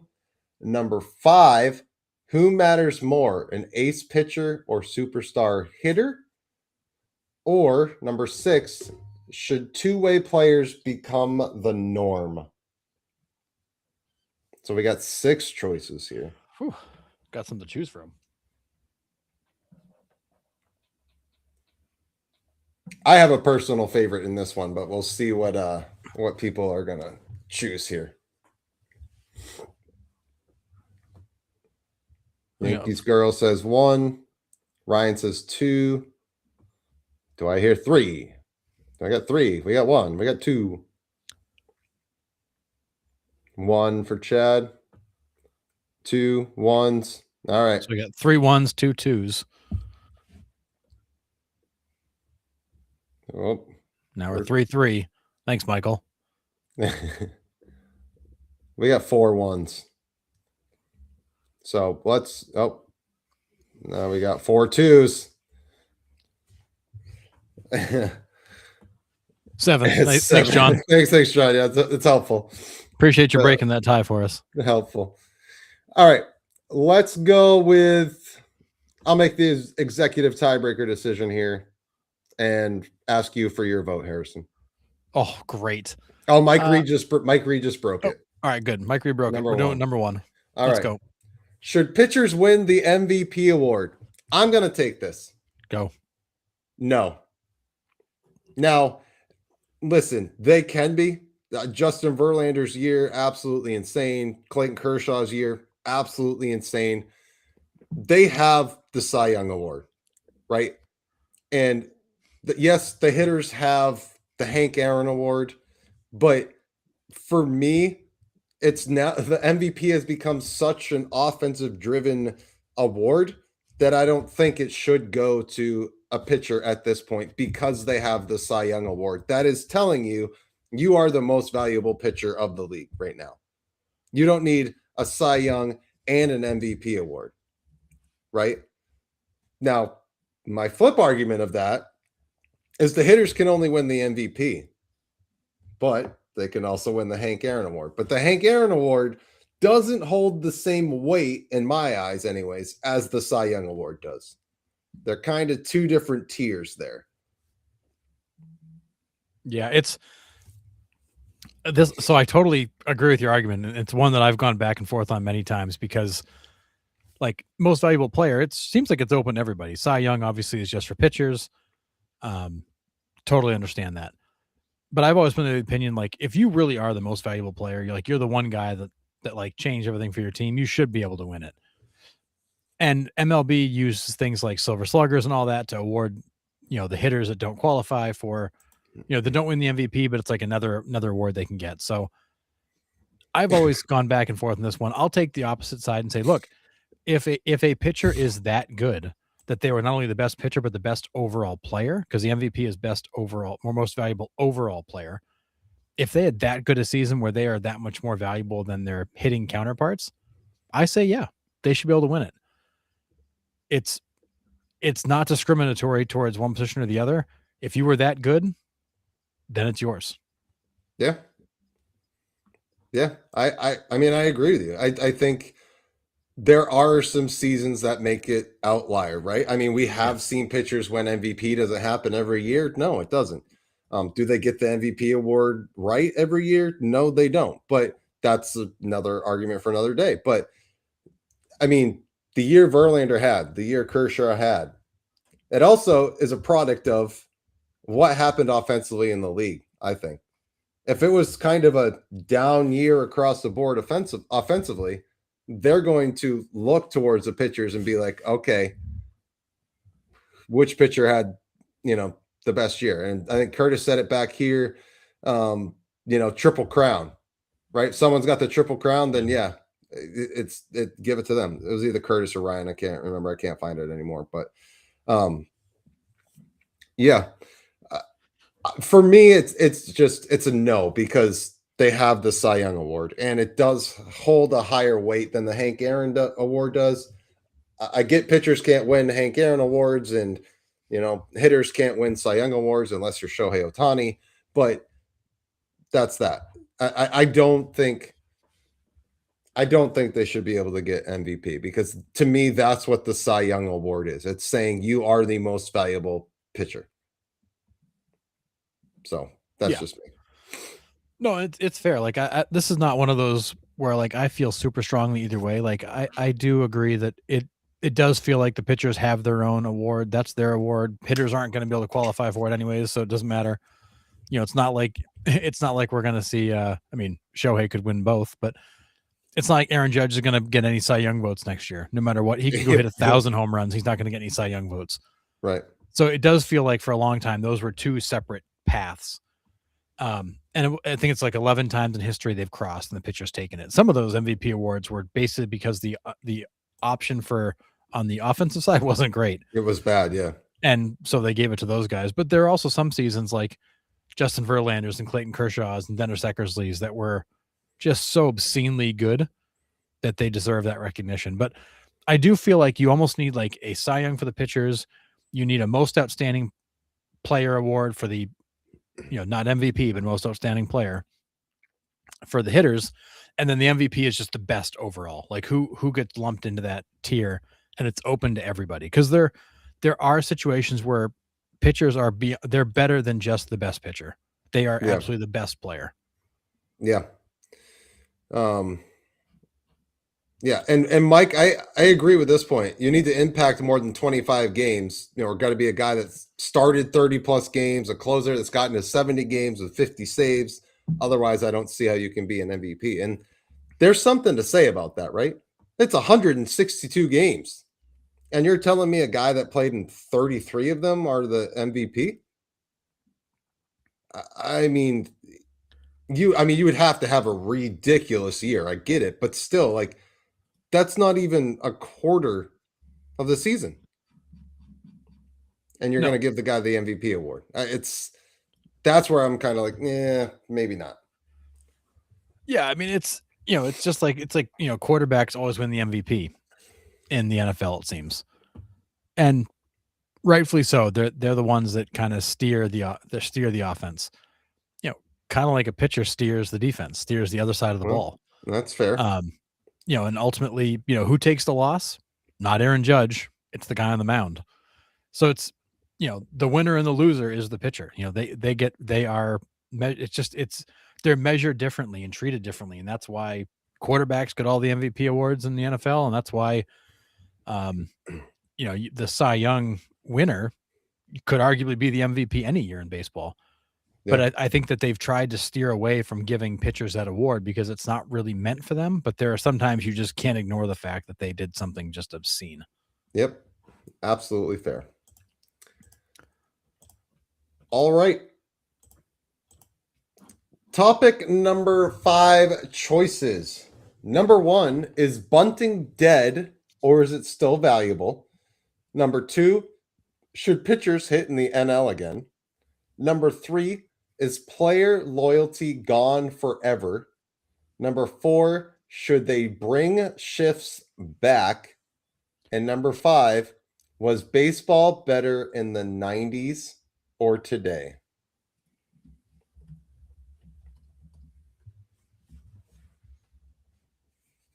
Which one do you guys want to talk about?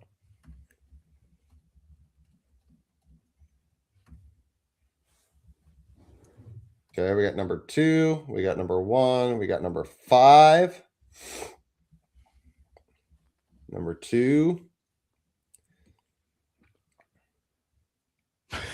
John, quarterbacks get homecoming king, MVP, and the pretty girls. All right, it looks like number.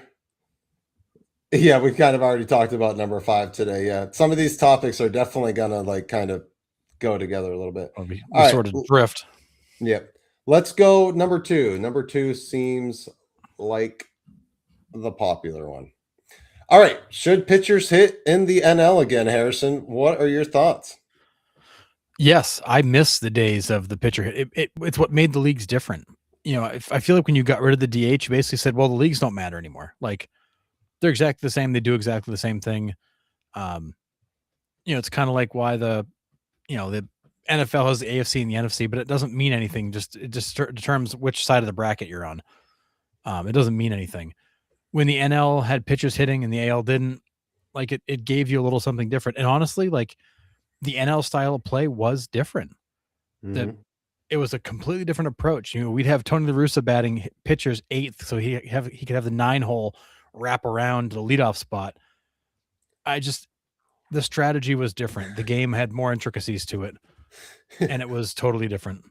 If they want to win an MVP, they better. I'm going to take the other side of that argument. Now, as much fun as it was to watch Mike Hampton, to watch Madison Bumgarner, to watch Carlos Zambrano, to watch Zach Greinke, I didn't get to see a lot of the other guys that, you know, Bob Gibson that I heard could absolutely rake. Like Steve Traxel, right? Could actually hit a little bit. Yep. Right? We talked to him about it. Like I don't want to see the other 49 out of 50 at bats that they don't record a hit. Right. I mean, it's brutal. Some of these guys would literally just go up, put the bat on their shoulder and not swing for A, fear of getting hurt, and B, they got a better chance to walk than they do to put the bat on the ball. Yeah. Right. So for me, I love the different styles of play. Like you said, right? Pitcher squares around a bunt, sacrifice bunt, which was the part of number 1, but you know, that part of the game has completely gone away. Small ball is no longer, except for some aspects of the game. Again, possibly could get into it later, but I don't want to see a pitcher that has no business stepping up to the plate, taking hacks for my team. I those days are gone. Like I watched a lot of National League baseball growing up, and there was a lot of painful at bats. And now there was one team there where it was a little skewed. The Atlanta Braves pitching staff could hit. Those guys could all hit Yeah. But they took pride in it. Like those guys, they took BP. They took pride in the fact that they weren't just an easy out. But they were the exception. They were. Like you might have had 1, maybe 2 guys on some other teams that could, you know, slap the ball to second base, call it a day. But I don't need to see John Lester go up there and go 0 for 65. Right? Like I no thanks. I'm good. But then you get moments like this with Bartolo Colon going yard, and it's just like the coolest thing you've ever seen, and absolutely like gut wrenching to the guy that gave it up. Yeah, which, you know, like I totally get it. An absolutely epic moment, but does it really make up for the 5,000 brutal plate appearances that you saw him take before? For me, it's no. But I do miss the pinch hitting, the double switches, right? Managers actually having to manage every game like that. I miss that style, but I don't necessarily miss pitchers going up and free swinging. Yeah, what I liked about it too is you had some level of justice too, where if you drilled somebody, you knew you were going to have to get in there and take one yourself. Yep. Now these guys can hide behind the guys who are taking it for them, and it, like I remember all the, all the stories about Pedro Martinez. He'd hit people and be like, okay, like, or people get hit. He'd go to the guy and be like, hey, who do you want? Like, who am I hitting for you? Yep. Pedro didn't have to bat. He knew that it was never coming back at him. But when you've got to get in there yourself, you treat that up and in fastball a little differently, a little more respect on it. Yeah. Yeah, there are a few pitchers I would love to see in the batter's box and get nailed. Joe Kelly, Framber, Papelbon, et cetera, et cetera. Yeah, that's funny. And Dinoco, I tend to be with you, right? The DH makes it so it's not an automatic out. It's, it has taken small ball away, like I said, but I really don't need my starter going up to bat, swinging at a ball and pulling an oblique. Right. It's a motion. He doesn't do much. You can't tell me that he sits there and takes rounds of BP every day. There's no way. He might take a few swings before his start. Right. But I don't need a pitcher going in there and pulling something, swinging a bat where he's not going to get it hit anyways. Now, like I said, exceptions to the rules, Zambrano, Hampton, like there are some guys that could rake. Dontrell Willis. There are some guys that could hit. I'm okay with it being where it is now. I'm okay with the universal DH. Yeah. I mean, the universal DH is fine. I miss the old style of play. I miss pitchers having to go out there, and you'd see offense come down a little bit because, you look at that DH position, and that's, it's where you can hide the guys that can't play the field.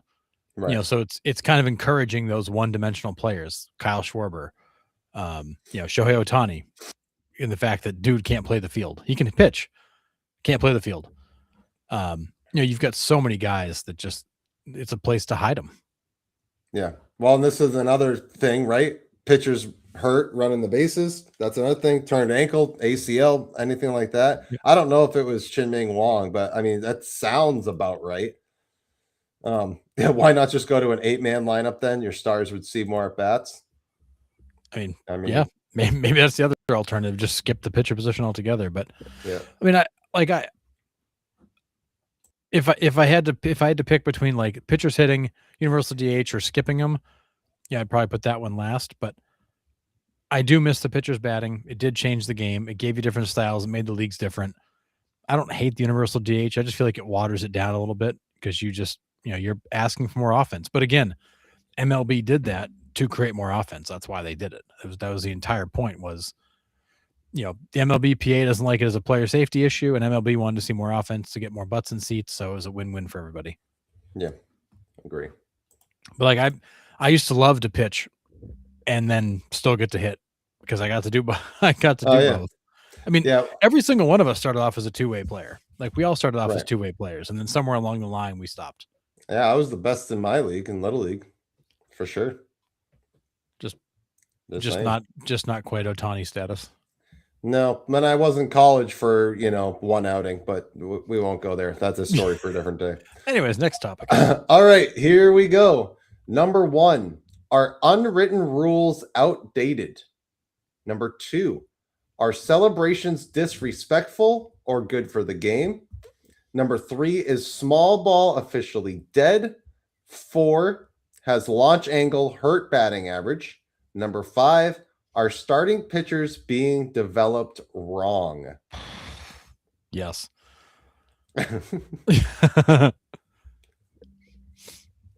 So Chad's trying to vote 4 times for number 2. Yep. 2 votes for 5. 4 votes for 2.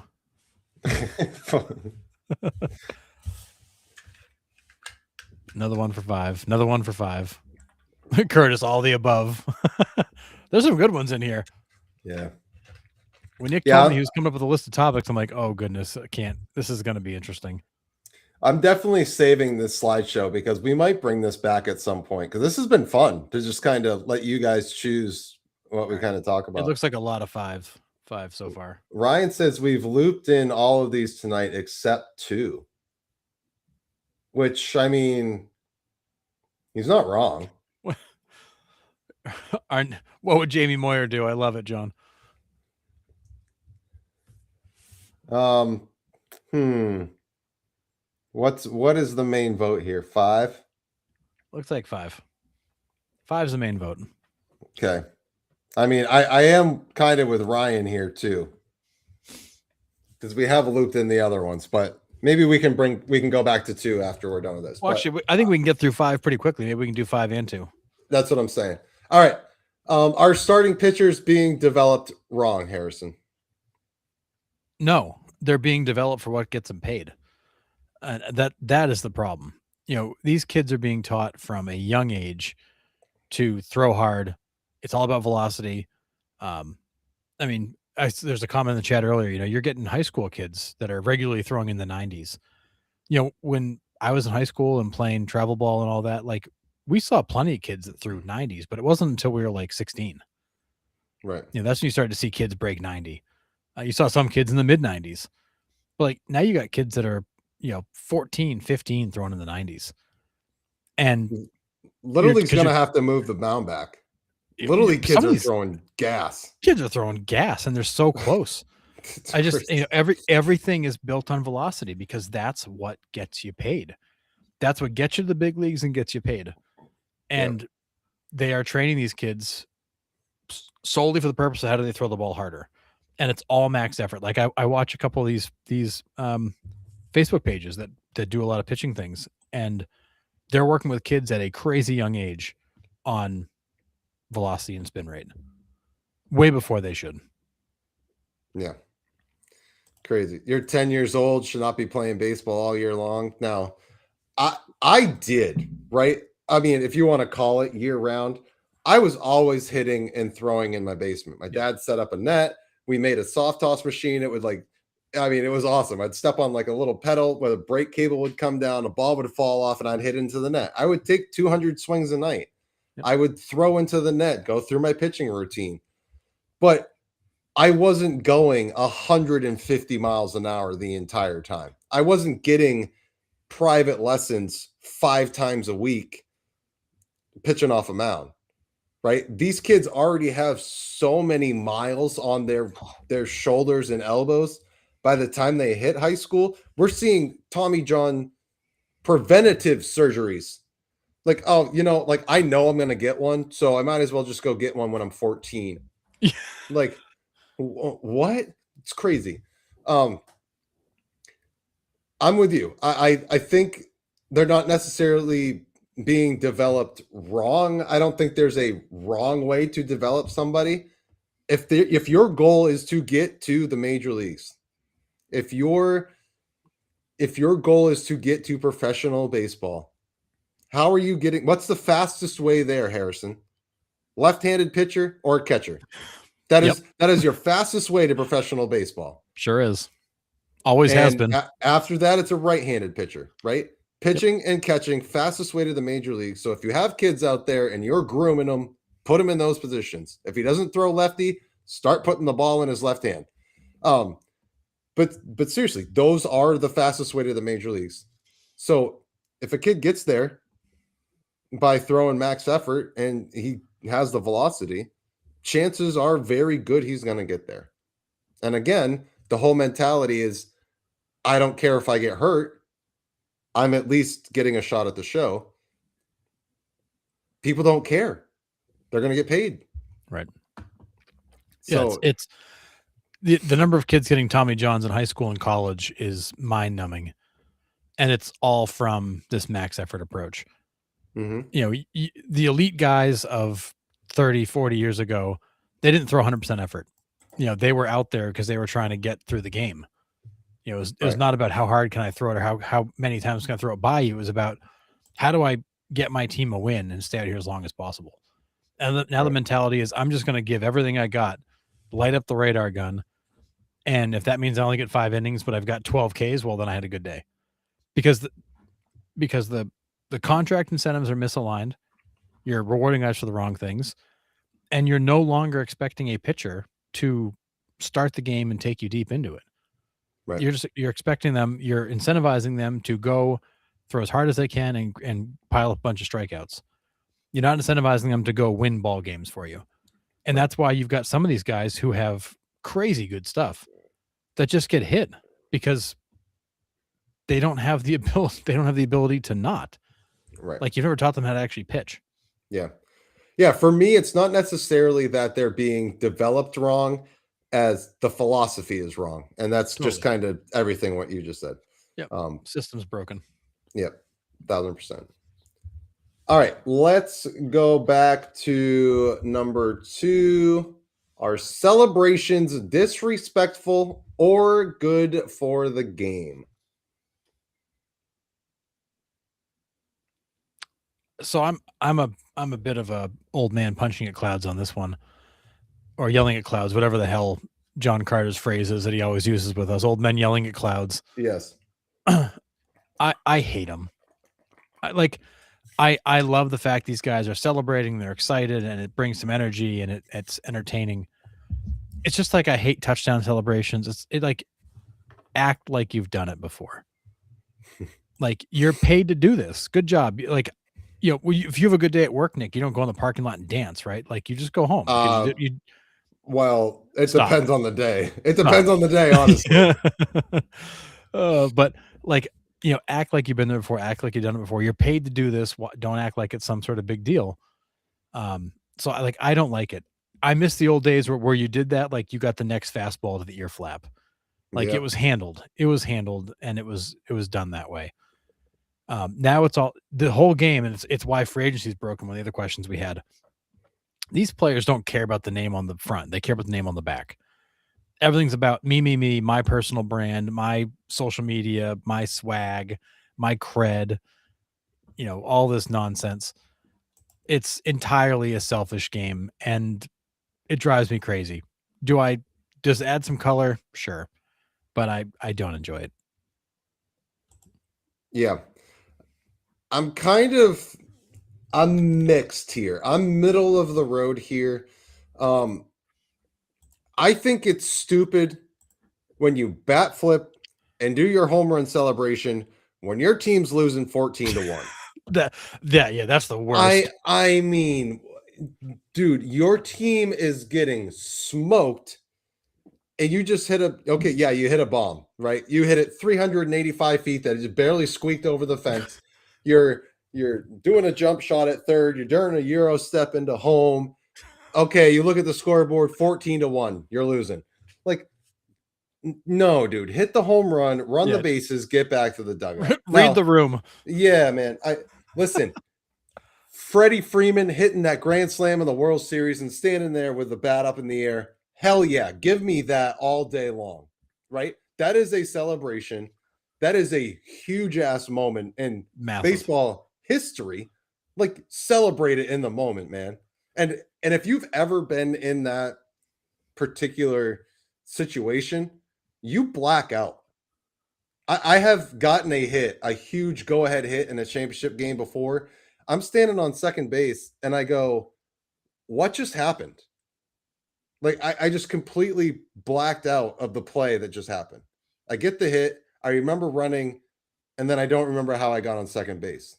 Like, that does happen. People black out, right? That's why Mark McGwire missed first base going around for 62. Like, that moment happens, people black out. It's a weird phenomenon, but it happens. But I think they're good in the correct situations. Now, I'm asking 25-year-old kids to decide when that right situation is, and a lot of them don't have tabs on that. I think that's the difference here. But yeah, I mean, I get it in the chat, right? Like, pivotal moment, playoff games, walk-offs, absolutely. Like, because go berserk. That is a moment to celebrate. Right. But a 2-run home run in the third inning of a game in May is not.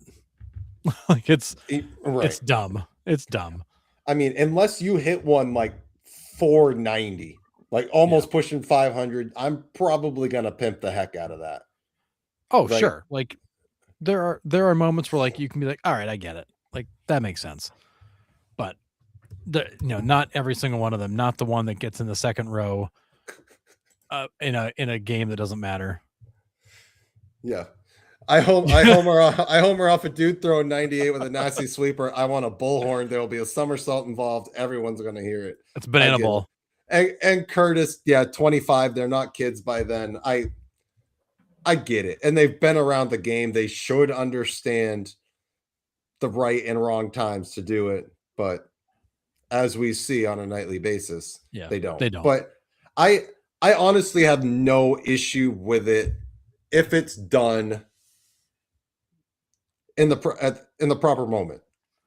I can't get over the fact of people like yelling off with a big strikeout and you just gave up back-to-back home runs, but you got out of the inning and you're yelling out a scream. It's like you just got shelled. Did you not see the inning you just had? Like, why are you? Yeah, you want to yell coming off the mound because you got a huge out to like keep a game tied or something with guys on base. Okay, fine.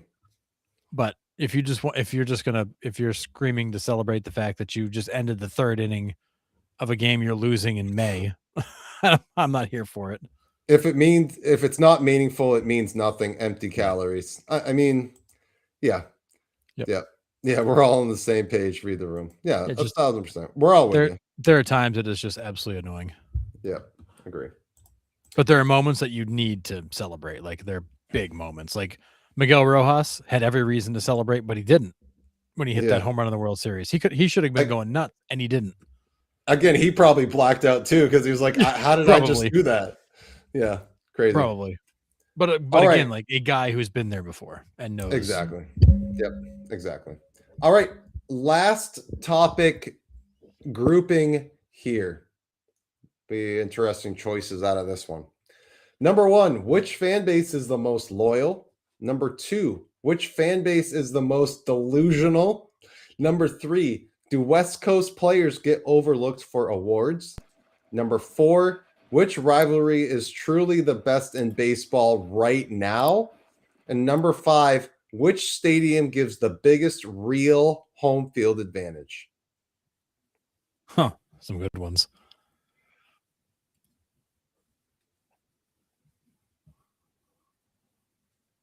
Michael, couldn't agree more. Yeah. Yeah.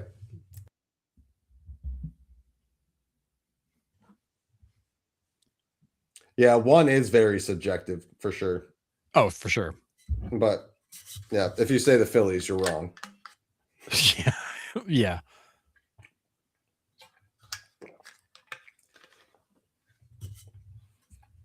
Three, 4, 4, 1, 1. Yeah, it looks like one. All right. Oh, I love this. So oh my goodness. These are my pups. So I'll tell you guys, that's Ellie on the right and that's Teddy on the left. And they got my two teams on there. So which fan base is most loyal? If you can put your Homer hat aside for a minute, Harrison, which fan base has the most loyal following in your eyes? Ooh, that's a tough one. I have always thought the most loyal, best fans in baseball were St. Louis Cardinals fans. I've always thought that. Michael's with you. It's either that or the Cubs. They come out every night, whether the team is good or not. They support the team, whether they're good or not. Yeah, I feel like for me, it's the Cardinals. The Cardinals to me are always like the epitome of baseball fans. That is a baseball city. They love that team. They don't care if they're good or bad. They still support them. I think it's the Cardinals. The Cubs are probably right behind them. Red Sox fans are a bunch of bandwagon front runners. You know, the pink hats, as they always called them. The team's not good, fans bail. The team's good, all of a sudden everybody's a fan, and they love the team forever. You know, we used to call them the pink hats because they were the ones that bought those ugly, hideous pink hats from the vendors because they weren't real fans. They just thought the hat was cute.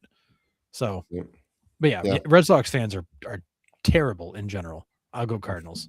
Yeah, it's a good one. Some guy says Oakland A's. I mean, that organization has been through hell and back, and they still got great fans there. So Yeah. I don't disagree with that.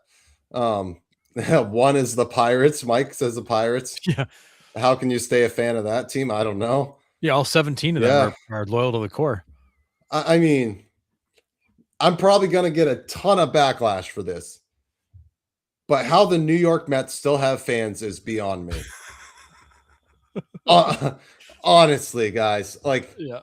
I love everybody in this chat. I love the Mets fans. I love the Yankees fans. I love the Braves fans. I love everybody here. But how can you look me in the eye, straight in the face, and tell me that you're still a Mets fan after everything that fan base has been through? Highs, lows, whatever the front office is doing right now. I mean, it's just heartbreak after heartbreak after heartbreak. And players that you think you're going to have for life, then they're just like, nah, now we're good with them. Like,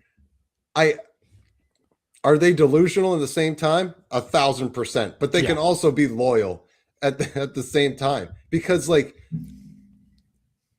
that is loyalty. No matter how up and down your team is, you're still a fan of the New York Mets. It is a testament to you as a fan. Because for me, that organization has been on the biggest roller coaster ride in my lifetime, at least. Yeah, it's bad. I'm I'm just watching chat roast the Mets. It's fun. and I'm not trying to roast them or their fans. I just like that says something if you're still sticking with the New York Mets after everything that team has put you through. And as a Red Sox fan, that organization has put us through quite a bit.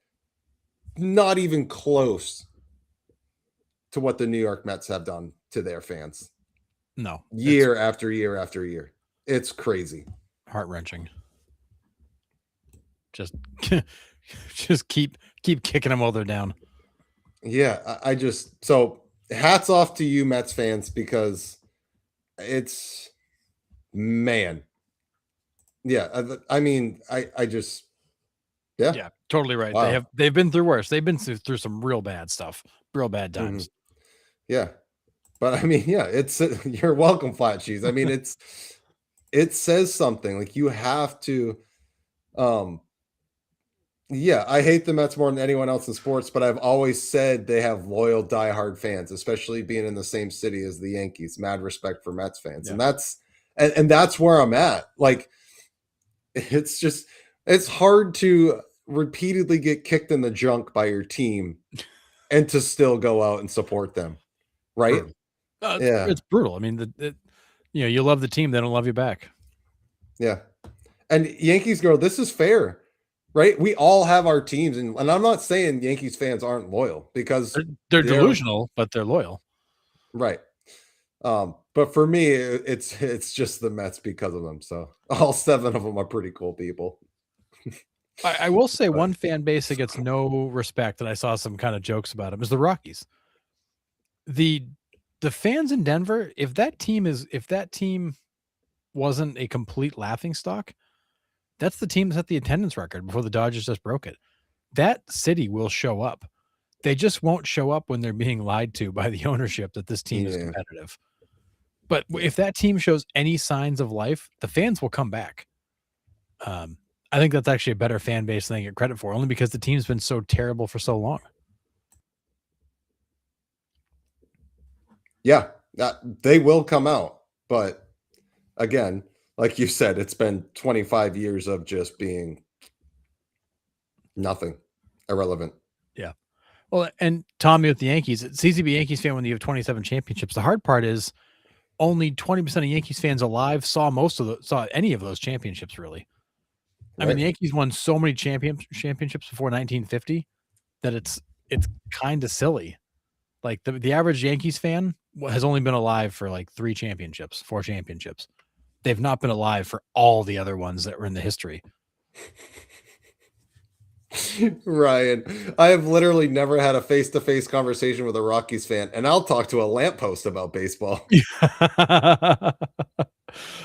It's funny. I used to go out to Denver for work, and I'd see Rocky stuff everywhere. And this was not that long ago.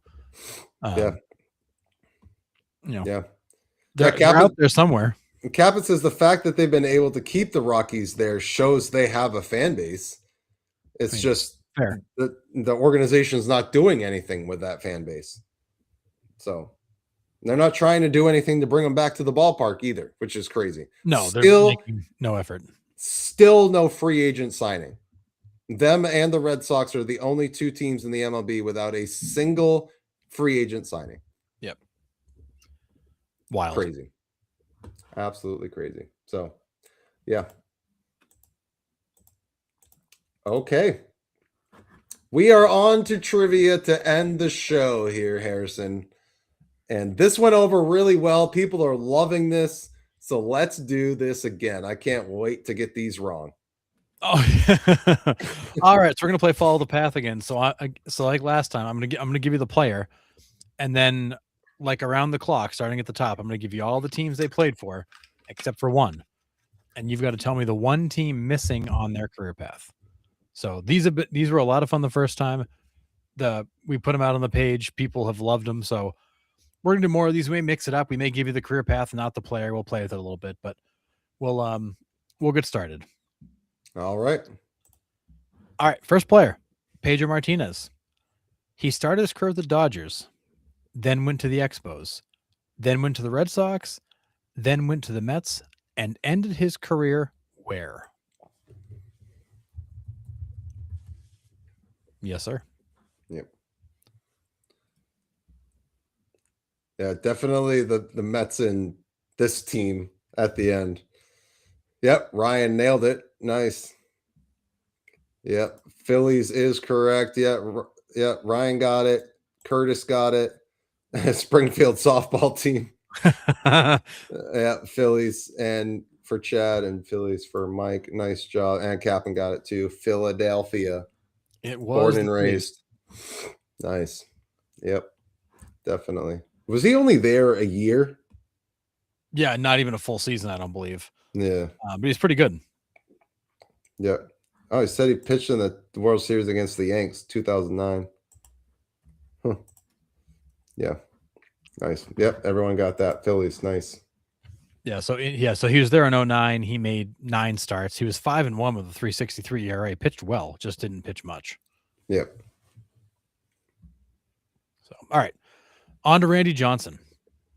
So Randy started his career in Montreal, then went to the Seattle Mariners, then the Houston Astros, then the Arizona Diamondbacks, then to the Yankees, then to here before ending his career in San Francisco. Where did he go before San Francisco?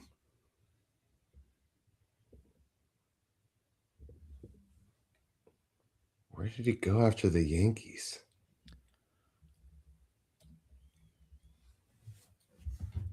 Did he go back? Yes, sir. Huh. Vaguely remember. Oh yeah, Michael's with me here. So Mike says Atlanta, not them. Rockies, good guess. Braves, good guess. Not Toronto. It is back to the Diamondbacks. Back to Arizona. He went back to Arizona for the 2007 and 2008 seasons where he was actually pretty good. The team wasn't, but he was. And then finished up in San Francisco after that. But yeah, two more seasons in Arizona.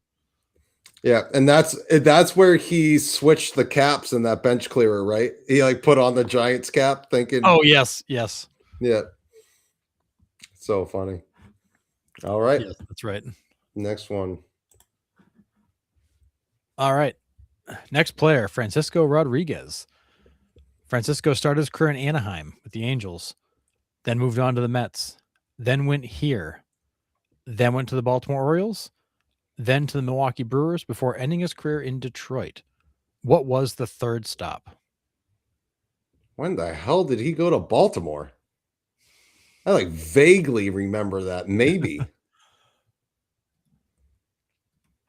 I know. Ryan says Detroit third stop. Did he make 2 stops in Detroit? No. K-Rod. Angels, Mets.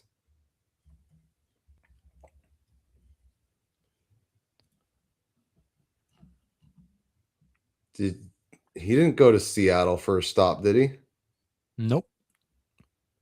John Temple's guessing the Milwaukee. It was Milwaukee. He made 2 stops in Milwaukee.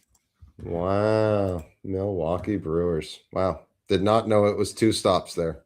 Yeah, he went to Milwaukee, and then he went to Baltimore, and then re-signed in Milwaukee. And Wow. actually, in that second tour of duty with Milwaukee, he had seasons of 44 and then 38 saves. Dang. Wow. You're getting us with these multi-stop ones tonight. I know Harrison. some of these a little tricky. Yeah. All right. Next one. I hope everybody gets this one. Josh Hamilton. All right. So Josh Hamilton started his career where? Then he went to Texas. Then he went to Anaheim. Then he went back to Texas to finish. Where did he start?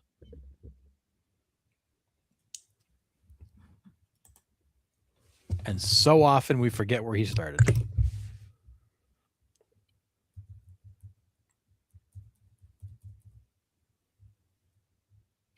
Oh my God. Chad says Rays. Curtis says the Rays. Now, in your defense, he was a first-round pick of the Rays. He never played for the Rays. Yes, sir. Okay.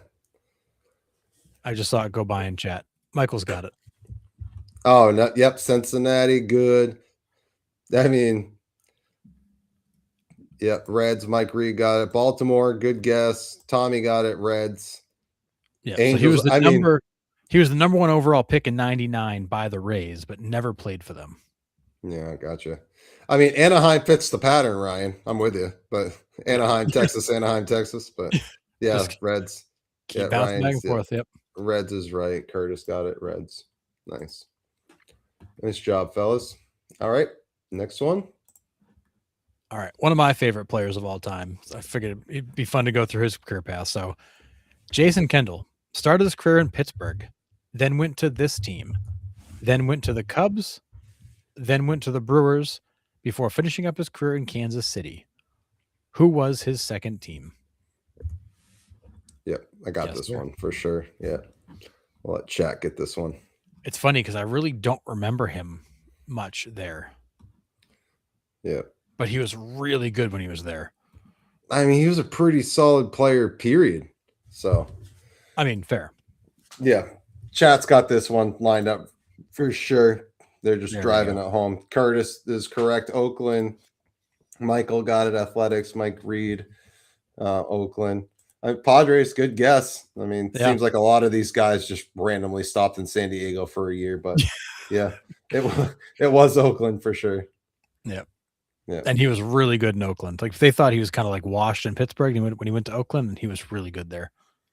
Washed in Pittsburgh. He was coming off that gruesome ankle surgery in Pittsburgh. Well, I mean, there's that too, but it's one of the, other than Kevin Ware, it might be the other grossest injury I've seen.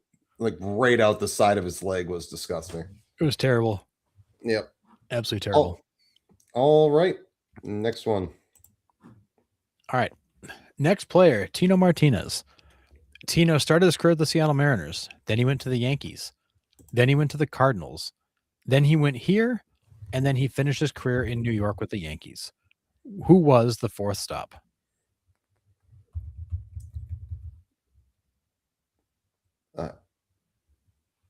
I want to say. Yes, sir. All right. Sort of an educated guess. Chat might want to dial it back a couple questions and guess that team again.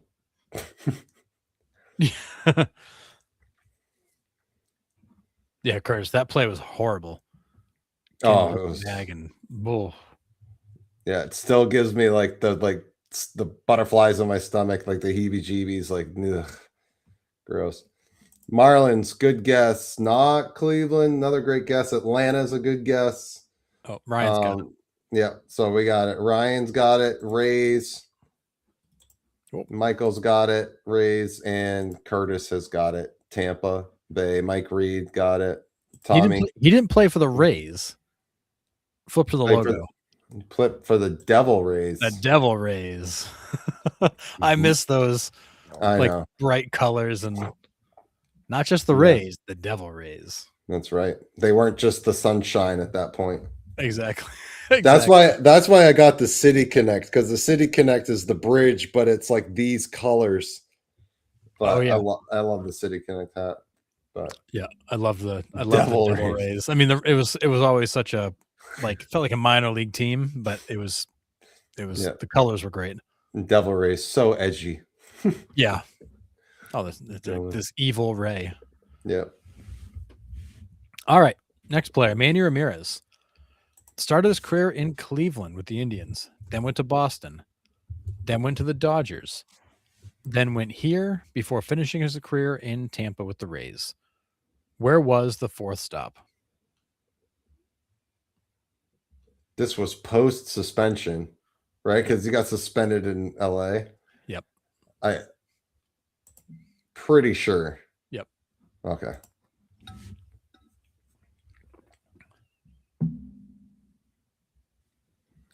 Oh, we got a couple guesses Yeah. a couple guesses in chat that are right. Not Phillies, Ryan. It's a good guess. It is indeed the south side of Chicago, for sure. Tokyo Giants, not a bad guess, bro. Not a bad guess at all. Yep. Yeah, it is the White Sox for sure. Nice job. Everyone's pretty much got that in the chat. Good job. All right.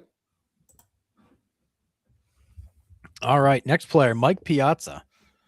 Started his career with the Dodgers, then moved on to the Marlins, then moved on to the Mets, then went here before finishing his career in Oakland. Where was the fourth stop? It's funny. I made the comment that I did earlier. I know.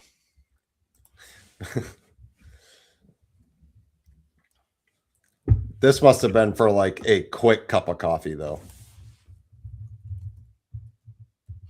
Yeah, it was not. It was a season. He had a good season there. Yeah.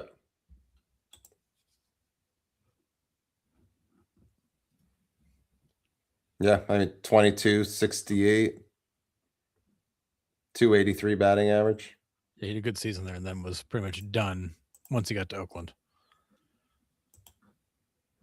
If you would have left Oakland off, I wouldn't have had a chance. Oh, that one I left. I didn't leave off because it was 80 games and it wasn't good. But that's what I mean. Like, I'm with Mike Reed. Like, I didn't even know he went there. So yeah. Yeah, crazy. Yeah, the Marlins trip was really short. It was 5 games. Yeah.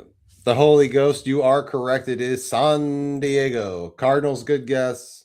Padres, Tommy got it. Michael got it. Captain. TG, Red Sox, I wish. Never happened. Marlins trip was shorter.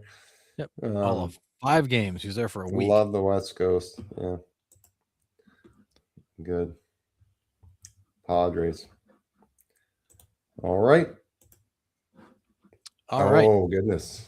Kevin Brown. Kevin Brown started his career in Texas, then moved on to Baltimore, then moved here, then went to San Diego, then to the Dodgers before finishing up his career with the Yankees. Where was the third stop?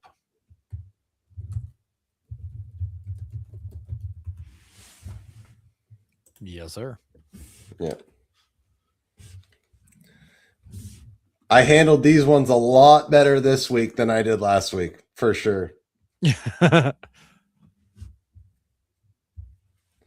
is another dude that was kind of underappreciated for his career. He was damn good. Dude, his 2 seasons in Florida, he was a 7.9 and then a 7.0 WAR. Oh, so you just gave the answer? Well, it's already in the chat. Oh, okay. All right. Good save. There's already like 3 answers in the chat. It is the Marlins. Good. Yeah. So yeah, Florida is correct. Nice job, guys. You all got that one. Yeah. Nice. Like, So he holy went goodness. 17-11 with a 1.89 and then 16-8 with a 2.69. Yeah. But he was a hired gun. I mean, he was there literally to fulfill a mission, and then he was gone. Yeah, the 90s. Well, so was everybody for that Marlins team. Yeah, they were all hired guns. I mean, that was ridiculous what they built there. Yep. All right, last player for tonight, Ken Caminiti. He started his career in Houston, then moved on to San Diego, then went here, then went to Texas before finishing up his career in Atlanta. Where was the third stop?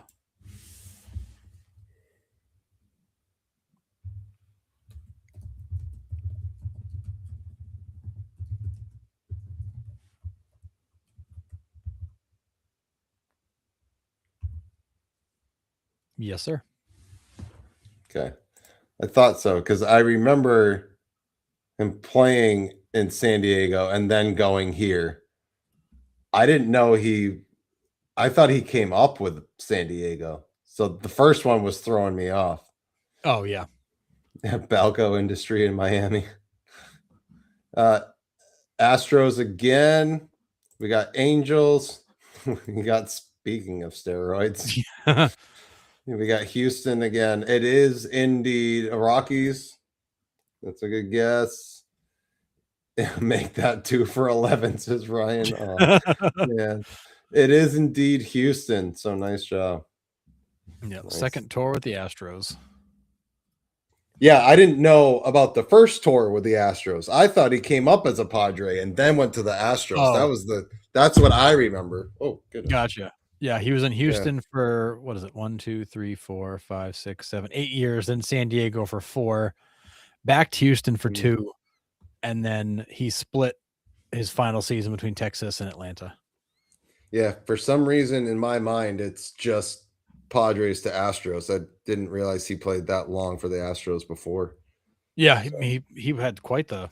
I don't remember him being an Astro for that long either, but early his first couple of years in Houston, he didn't play much, and then he kind of picked up. So Gotcha. I used to love Caminiti. He was such a wild man out there. Oh yeah, for sure. Yeah, absolutely incredible. All right. Well, that was a show, fellas. That was I loved it. That was all about that. Do you have anything to add before we head off for the evening? No, I think there's not a lot of news. Just some minor stuff that was out there. I will say real quick that Takahashi, the Japanese right-handed pitcher, is Kona Takahashi is going back to Japan. He's not his posting window is closing, and he's just like, I'm going to go back. I don't like what I'm going to get here. Yeah, I did. So one of the first Japanese guys to just say, all set, I'll go back. Yep. For sure. If I keep that kind of trivia performance going, I'm going to get sent down. Never, Ryan. You would never get sent down. Nah, you're good. You're good. Yep. Lifetime Achievement Award. Absolutely. Yeah, I saw that too, and I'm wondering if there's a couple others that are going to follow suit here, because I mean, they're looking at Murakami's market really wasn't there. You know, Akamoto seems to have gotten the biggest market or choices out of all of them, because I mean, we didn't really even hear about Amai really until he signed with the Astros either. So, interesting. But yeah. And then last thing it's worth mentioning is that Lenny Dykstra got popped again for drug possession. A guy who's just never gotten his life right after baseball. I wish I could say I was shocked. Yeah. I'm not. It's a shame. You know, once he left baseball, his life really fell apart, and he's never put it back together. No. Crazy. All right. Well, I'm going to call it a night. Absolutely incredible show. You guys were electric in the chat tonight. I hope you liked that choose your own adventure. A little insight for those that are listening. I am going to try to work with Baseball History Dork, so Forrest, about creating a create your own adventure, but with players' careers. It's still in the very early stages of development, but we're thinking about taking a player like Carlos Beltran, and then when he gets to like a free agent decision, we map out some teams and you guys vote on where he should go. And the story of his career kind of goes in different paths depending on what you choose. So, don't know exactly what that's going to look like, but we are going to try to work it out and map it out. Think it would be kind of cool to just kind of reinvent somebody's career. So, keep an eye out for that. I'm going to be working with Forrest on that. But pretty cool. Um, best show, to be honest. No disrespect to your old shows, but tonight's was something else. Good night, go Phillies. Yeah, and I say it every week, every show. You guys are the backbone of what we do, and without you, we couldn't. Our page couldn't survive. So we really appreciate you coming and supporting us, talking baseball with us every week. It really is absolutely incredible. And I love the community that we have built. I can't say thank you enough. So we are going to be back on Thursday. Hopefully we actually have some news to talk about. Otherwise than that, I have to figure out something that we can talk about. We might be bringing some of these topics back out. Exactly. Possibly could. But other than that, enjoy your week. And we will see you on Thursday, 9 p.m. Eastern Standard